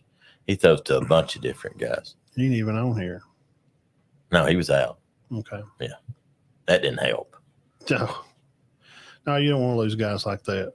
So next week's matchups, just the ones I like. The 17th, Bills and Raiders, but tomorrow night's Bills and the Jets. Mm-hmm. Should be a good one. Aaron Rodgers, he'll be breaking loose there. Dolphins and Patriots are going to play. Your Tennessee team plays the 0-1 Chargers at 12 o'clock. And the Packers and the Falcons will lock up at 12 o'clock on Fox. Green Bay's favored by a point. The Chiefs and Jaguars will play. Trevor Lawrence on CBS. Kansas City is favored by 3. Any more interesting games here? 49ers, love the 49ers. They're both 1-0. They're going to play the Rams. I think we got a 49ers thing in here. They're going to play the Rams thing. We got to make sure everybody knows. I don't know if the Rams are supposed to be that good. I think the 49ers are the best team in the NFL. That's my assessment. Well, they are the 49ers are favored to win by 67% over the Rams. And the Browns will play the Steelers. I imagine this backwards. 1-0 Browns play the 0-1 Steelers. That's kind of. Yeah, I never heard. I don't know what happened to Pittsburgh today. I think it's just they played San Francisco. Take these off. It's hot. Yeah, we've been on a while. Saints and Panthers.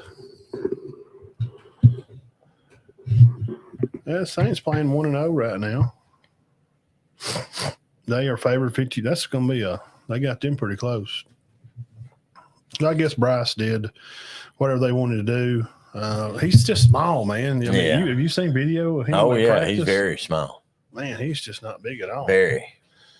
Guys, hit the darn subscribe button on YouTube if you hadn't already. Tell a friend, tell your mom, your uncle, and your grandpa, go up on the hill and tell them you ain't nay. Say, hey, Matt Todd Show's the best dang sports show going. We give us good college coverage, give you scores, and we give you our take on how the games kind of went and just our insight on it. And it's just we just kind of break it down, just kind of talk about things, and we're always excited to come on here every week. Next week will be show 203, and we'll have the games, 5 or 6 games there that we picked. Yeah, there was a lot to talk about today. County matchups, so. There's some interesting games, some not so interesting. I think some teams are just going to walk the dog, and some teams are going to struggle, and some teams are going to battle to the end. It's going to be a game over there at Highway 68 battle, Cedar Bluff. It's always a good game. Big rival game there. 1 point game last year. Yeah, went to overtime. Yeah, they did. Bucky hopped around 1 foot and hit McFry in the back of the end zone. Yeah. Huh? Yeah, I thought that one was over. I mean, I really did. I thought they were beat. Yeah, I did too. I thought Gulfville would win. Well, Bucky turned his ankle. We kind of thought, well, that's going to put him in a spot. Well, no, I mean, on that play. Because he was like falling down backwards, way over in the right side out of the pocket, and throws across the left corner. Yeah. Oh, yeah. I thought they were done.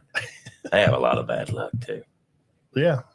They do. I mean, who scrambles around like that for But Knapp will tell you he don't believe 27 seconds. He said, I don't believe in that bad luck. You I know. You put yourself in position to win or you don't. That's what he said. Either do you do or you don't. We just wasn't in the right place. Well, yeah. I mean, I'm just talking about before he got there. It's just a damn mama. She taught over there, and it's just population. It's small, man. They just ain't a lot of people in Gainesville. No, there's not. Land wise, it's bigger than Cedar Bluff. That's one of the bigger areas near the end of the county, almost. Yeah. Now, I mean, it's land wise, geographically, but not people wise. It's No, just wooded. they're It's spread it's out. a farming. It's just country. They used to have good numbers over there. I mean, I'm talking about like in the school. There was a lot of kids went there, Well, but I think they redistricted. And, there's not a lot of people up in the Blanche, Jamestown, Reinhardt area anymore. nobody's traveling this week. Everybody's So gonna we be go home. from one extreme to the other. Now I can't be everywhere. Everybody's texting me, "Hey, are you coming to watch us play this week?" I've had 3-4 messages, about where I'm coming tonight. Man, I ain't been to Sandrock yet. I ain't been out there. I ain't even got to go to practice out there. Yeah. I've been sick, for the whole month of August. Then I got COVID, so I've been out like the last week. And this week is really a week that I could go. Well, the 2 days I got home early, I went to the center one day. The next day I'm going to Sandrock. Well, let me tell you about a thing, local people that know, people that are watching that don't. You pull that down here on the other end of where you come out from my house at the church, you take a right, go to Leesburg.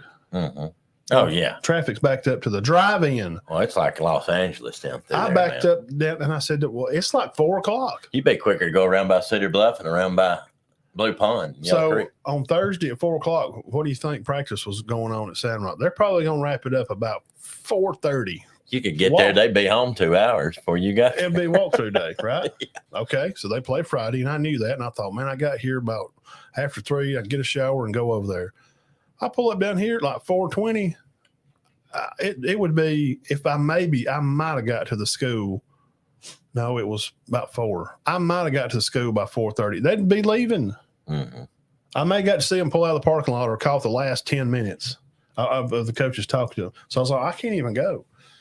Well, You can't. By the time I get in, the timing that it puts over there, so I'll have to go on tomorrow, on a longer day of practice, where I know they'll be there till 5 because it's going to take me 30 minutes to get to It's going to be Sandrock. quicker to go around, probably. It may be. That's a lot of gas, but yeah, that is a lot of gas. I don't think. I mean, I'm gonna try it tomorrow. Go that bad, but I'm gonna try it tomorrow. yeah, because they'll be there longer. Most schools, on Monday. Yeah. So anyway, everybody's at home. Everybody have a good week. Kids, y'all practice hard and good luck to all the county teams here in town. Cherokee County, Zoniana, and sections up Sandrock, and Spring Gardens got homecoming. Victory Christian and Cedar Bluff and Gales will lock horns for I'm going to look it up and do a video on it this week one day. I usually try to. Probably 90, is it 94th? I don't 94, 95. Yeah. 94, I think he said. Mini meetings. So Can we get some game film on some of those first games, if anybody's got any? That would have been 94 years ago. There probably wasn't any, was there? no, probably not. Probably 8 millimeters. something chiseled in stone like the Flintstone camera, the bird inside of it, Roy Knapp had 87 yards on 13 carries. His daddy Yeah. had 22 carries. Yeah. The guy that. 380 yards. Well, he was 24 playing against 16-year-olds. No wonder he was good. Yeah. When he told me that story, That was his 9th year. I forgot. I said, how old was he? He said, I think he's 21. What? 21? Yeah. Yeah. Well, they let him play that way. They wouldn't have burst. I mean, Buddy told me that Ernie, we was talking about that, how old guys played back in the day. He said that your birth certificate was wrote in front of your Bible. Mm-hmm. That was the family, Right. I mean, there wasn't like you just have a Social Security card. Right. We're talking about people that's born in the sticks. They didn't have Social Security card. They were born at home. Their daddy cut their umbilical cord, slapped them on the butt, and cleaned them up. And by the time they was 5, they was working out in the barn pulling hay or milking cows.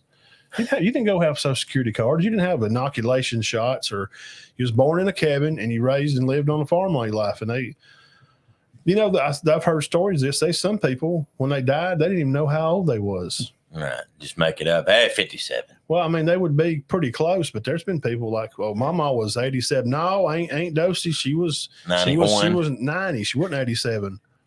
It turned out she'd be 74. But back then, in that high school football stuff, man, Oh, yeah. They didn't know. They definitely didn't know no stats. especially the clean shaven guy roll up there to school. Yeah, he rushed for 1,000 yards last year. How do you know? We don't. We just guess. Well, it's pretty close. That's the stats. Like, we make a top 10 list for the county and some guy that rushed for something. We don't know. It's not in the paper. We have no, well, by God, I tell you what, I was good. I don't know. There might have been a guy from Cedar Bluff rushed for 10,000 yards. We have no clue. But we would, somebody would say it's Daddy would know. Well, I just know Bushland and Bedwell were good, but he don't have a clue what they gained. Dang, it's terrible. No clue. 3,000? Jim Bushland might have rushed for. He might make. Somebody's got. Cornell might have like a small amount of yards compared to what Jim Bushland gained. Nobody knows. His kids. I know. No idea. How? Nobody knows. Daddy never told him. No. Let me tell you something, son. By God, I rushed my senior year. I rushed for 1,500 yards. Well, nobody ever told them that. Bruce didn't tell them. They didn't keep stats. And Nadine, none of them. Nothing. Gloria didn't know her husband's. No, Daddy don't have. My daddy has no idea his own stats. He has no clue. They didn't do them. Daddy don't know either. No. He could guess like, well, they were. I remember, a couple of games, so I would guess I rushed for 1,000 yards. I'm assuming by the scores, they averaged 300 yards a game. Most guys back then rushed for 800. That's pretty good. Yeah. Ain't nobody. I don't think there wasn't no 3,000. No, Jim. You're not gonna find an article that says Jim Bushland rushed for 3,300 yards. I know because they shared the ball. Yeah. Usually there was you run the wishbone, or you run Notre Dame box, and there was 3 other guys back there. Well, he didn't play a lot in the second half. I figured he rushed for 800 or 900. They took them out. Now you get guys that start getting numbers. Coaches will keep them in there a little bit. Yeah, they do, and that's okay. Yeah. So that's fun. It's good stuff. We'll come back next week and we'll talk about these matchups here. Tennessee at Florida. That'd be a good one. Should be. That'll be our game of the week. And Dean will be at Cedar Bluff. He'll be doing autographs. Bun, he will be at Cherokee County. He'll be doing autographs. We're doing autographs all over the county. I'll be at the kickoff for Sandrock, and I'm going to try to go up maybe see Ernie too. $5 an autograph. Try to do both. We're doing $5 an autograph. Yeah, I'll be fine. We'll do 2 for 10 or 4 for 20. Well, that works out the same. 6 for 30.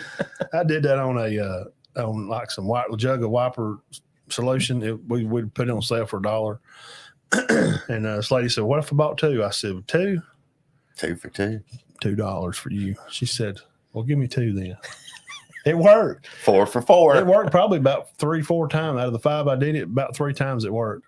If you just how you word it and how you express it, if you kind of make it like you can get 1 for $1 or 6 for 6. I may get fired for this. 3 for $3. $3 for 3. Yeah. I may get fired. Or $1 a piece. And you look around, I tell you what, that case of $4. Don't tell nobody. Don't come back up here and ask anybody else for that deal. You'll get me in trouble. Right. That's pretty good. You got to have fun, man. God is good, and had a beautiful day today. It's been a good weekend. Again, thank you to our sponsors. Yeah. Appreciate everybody. Yeah. Mobley's Concrete Construction, Lloyd's Legal Service, Warrior Gym, and, of course, Cherokee Eye Clinic. We got our eyes checked today with the eye test, Texas and Bama. A lot of eye tests just this weekend. Oh, yeah, definitely. We'll say this before we get off. Out of those 5 that we listed here that we like, and then who was everybody most impressed with? That of those 5, Colorado, Texas, Miami, Notre Dame, Oregon. Probably Texas or Miami, I guess, or Notre Dame. Notre Dame, out of all of them. Yeah, because I don't know how. They're Texas. I thought Texas looked good. I'm not getting on no Colorado train because they beat Nebraska. No, I don't think Nebraska's bad. If they beat Oregon, yeah, you'll have to. You're on the train. You buying. Choo choo. Yes. You're on. You're down. Yes. But I mean, a lot of these boys hadn't even played a lot of D1 football, and they're doing good. So yeah. Well, the thing he knows, man. He coached these kids when they were younger. See, when you listen to him talk, that kid there. Oh yeah, I coached him in Texas. Yeah, exactly. Oh, I know his daddy. We played so and so. I met him, his daddy, baseball back when I played. You know what I'm saying? Right. You remember Dion was a professional, baseball and football, dual athlete. Yes, he was. He knows everybody. Mm-hmm. Power ranking for the week, I would pick Texas. Going to Alabama and winning it's one of the hardest things to do. Like, it's nearly impossible. And Texas broke all kind of records beating Alabama at Tuscaloosa. Mhm. Like there hadn't been how many years was it? They haven't been beating Tuscaloosa much. Man, I had a year on it. I I don't know how many 6 years. 6 years. Yeah, It may have been A&M beat them there. I think it was the last A&M one. did beat them there. I think it was Yeah, them. they did. So They did when Manziel was there. I would say Texas power team of the week. Now I didn't say put them number one, No, but them beating Bama at home, it means a lot. And you know what Bama's meant to the college game. And Nick Saban, is he on his way out? Yeah, I think he's been on his way out. I thought after Jalen left, he would clock out. But hey, Ben, kudos to him for being able to adapt with the game and brought in Philip Sims when that year changed and they started thinking about running that RPO. He's always been able to adapt. But the coaching pool is so thin now. All his assistants are coaching somewhere. mm-hmm. The Bama coaching tree is so deep and long. Where do you go get assistants? No, This I don't. Tommy Reese guy's obviously not very good. When they made the announcement, I said, guys, they lost to Marshall. Why are you getting a coordinator? Mhm. Why? I don't. There's Kevin not a lot Steele, left. Mhm. Kevin Steele hire at defense was more than a sympathy hire, just to give his old buddy a job. Feels like to me to get him on that other salary bracket. So when he does retire, he'll have this amount to retire on. That's Right. what that feels like, a sympathy hire. Mhm. It could have been. I mean, it looks that way. So Yeah. I'm just not impressed with the staff. I hadn't been in a long time. Sarkisian and Kiffin were great offensive coaches. And your team down the road, Hughes Hart brought in a pretty good staff. And he's got a lot of kids in the portal. So, look for Auburn to they'll be a 6-win team. Yeah, I think they'll do all right. Bama should be a 9-win team. And I think they'll win. I mean, I don't know. I mean, they're not done, but I don't know. They just didn't look great to me. We'll see if they work it out. Yeah, it's going to be interesting. A lot of people don't want Milroe in there no more. Well, if you I don't think get he a needs to line be somewhere on the field. to block, then it don't matter who's in there. Yeah. If, No, I know. if He's going to get blamed for it. if Aaron Rodgers, well, I don't know, and we had some discussion last night, but Nick Saban said exactly what I said and what Tony said last night, and people that really in depthly, we're looking for a solution to the problem. Just to say the quarterback's bad is easy. That's just too easy. Yeah, it's Quarterback like, sucks. That's it. yeah, it's just like saying, well, this young football team in high school, Well, they're bad. They're worth a crap. Y'all give Nah, up 730 yards. What do you mean your quarterback sucks? let's don't use the word bad when we was talking about some high school teams the No, other day. you can't use Don't bad. bad. They're just young. Yeah. Alabama's got some young D-backs. They're Yeah, going to they be do. okay. Offensive line is just did you not see the one time the nose tackle, that 400-pound man, he hit the guy from Bama on the back. He put him on the ground. Mm-hmm. Yeah, I did see that. Okay. They just got owned. And is this tree swinging towards now Auburn's going to take over the state? They've never owned the state. They've had some runs. Yeah, I wouldn't When think Brown that. was on probation, they have. And I think Freeze is a good hire. And I think Auburn's going to win some games. And I'm glad the Cadillac's on staff. He is a tremendous, tremendous personality to be on that staff. Now, Georgia, some of their fans I talked to today, Well, I mean, I don't. they weren't happy with Beck. I swear I had 2 or 3 people say he just looks average. Yeah, but I want Vandergriff. No. What is the deal with keep wanting to switch quarterbacks? He's thrown for 577 yards in 2 games, and he's completed 70% of his passes. Why did Georgia win back-to-back titles with Stequinas? He didn't even get picked up in the drafts. Why? How did he win games, Dean? He 2 just- things. Yeah, good defense, Well, and he yeah. managed the game good. His offensive line was elite, Right, and they had a great defense. and his receivers were good. When the edge receivers were good, yeah. They could separate. So if you can separate from the defenders and your Mhm. offensive line blocks for you, I don't care if you put in Aaron Rodgers at Alabama. Aaron Rodgers flies in on a plane, whoosh, comes in the game. Green, go. Yeah. He's running around. Aaron Rodgers sacked. Yeah, I don't understand because the line's supposed to have been pretty great. What does everybody say about football? What's the traditional saying? I tell you what, by God, football's won. Blank. Well, it's one on the line, but Oh, it's up one front. in the media by the quarterbacks. Yeah. And lost by the quarterback. Everybody says football starts one place. Well, you just say the weight room. But football's won, by God, it's won up front. Mhm. If you got elite tailbacks, no blocking. Mhm. We've seen it on all kind of levels. No yards. Well, can he run? Well, ain't nobody blocking for him. He's just getting hit in the backfield. Well, that quarterback's good. We've seen him throw his summer 7-on-7 count. What happened in the season? Well, they wound up losing 4 games. Why? Quarterback had no time. And we've seen that Milroe wouldn't climb the ladder. He wouldn't climb up in the pocket. Well, I found out a pattern.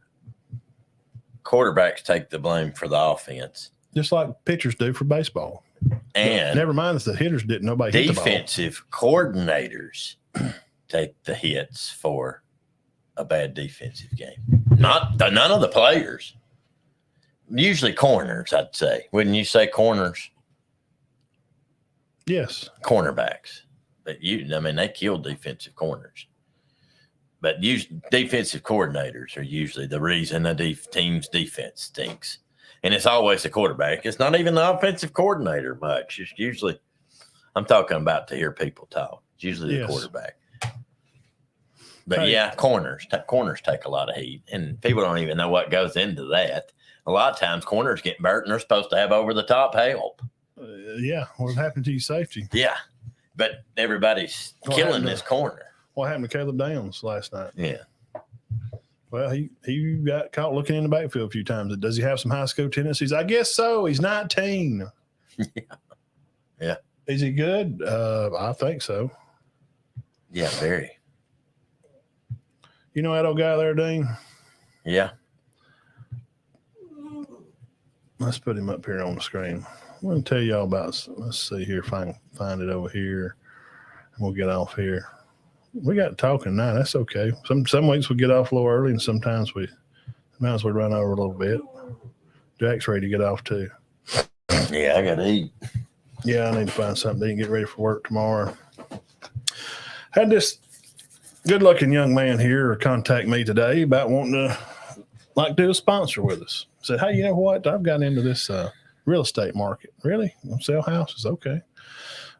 Yeah. So he said, we'd like to do a sponsor with the show. Think it'd put us out there, get us some times and some,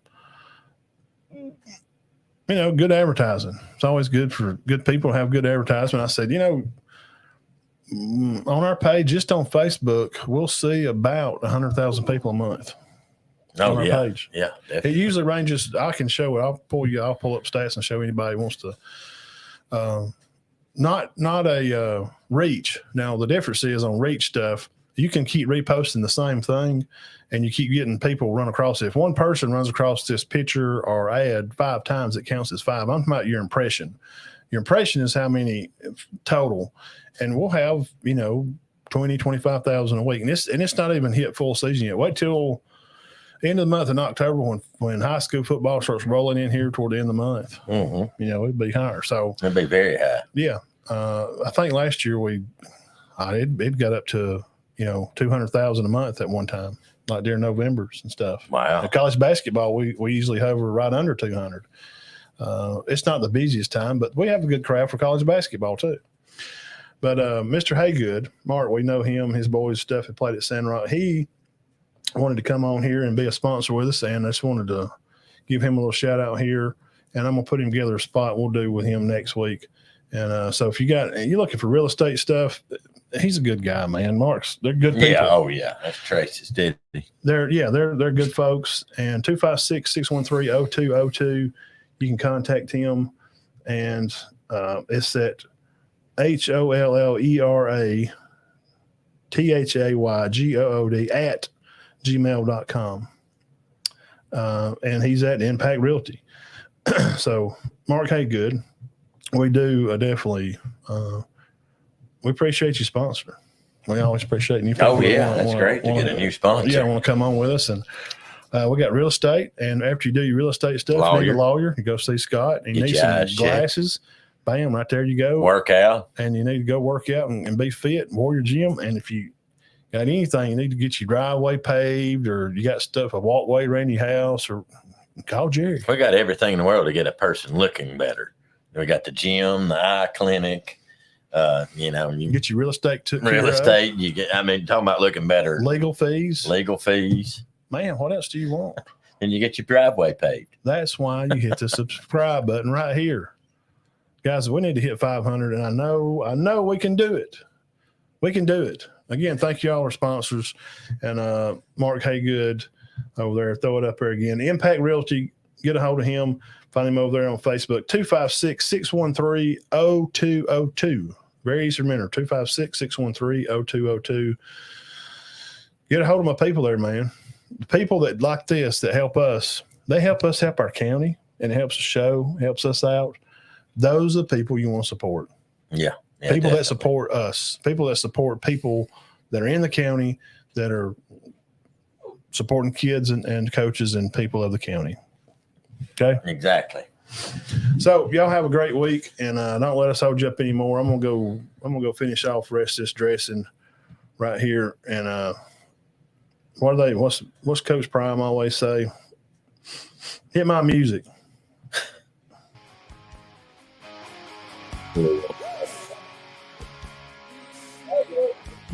Clear and your heart's full of God as always. Show 203 will be on the way next week. 203. Have lots and lots to talk about. Come back with us. Keep your heads clear and your hearts full of God. Have a good week. Yeah, we'll see y'all Friday night. Yep. Sand Rock, Cedar Bluff. Yep. We'll be out there. See y'all.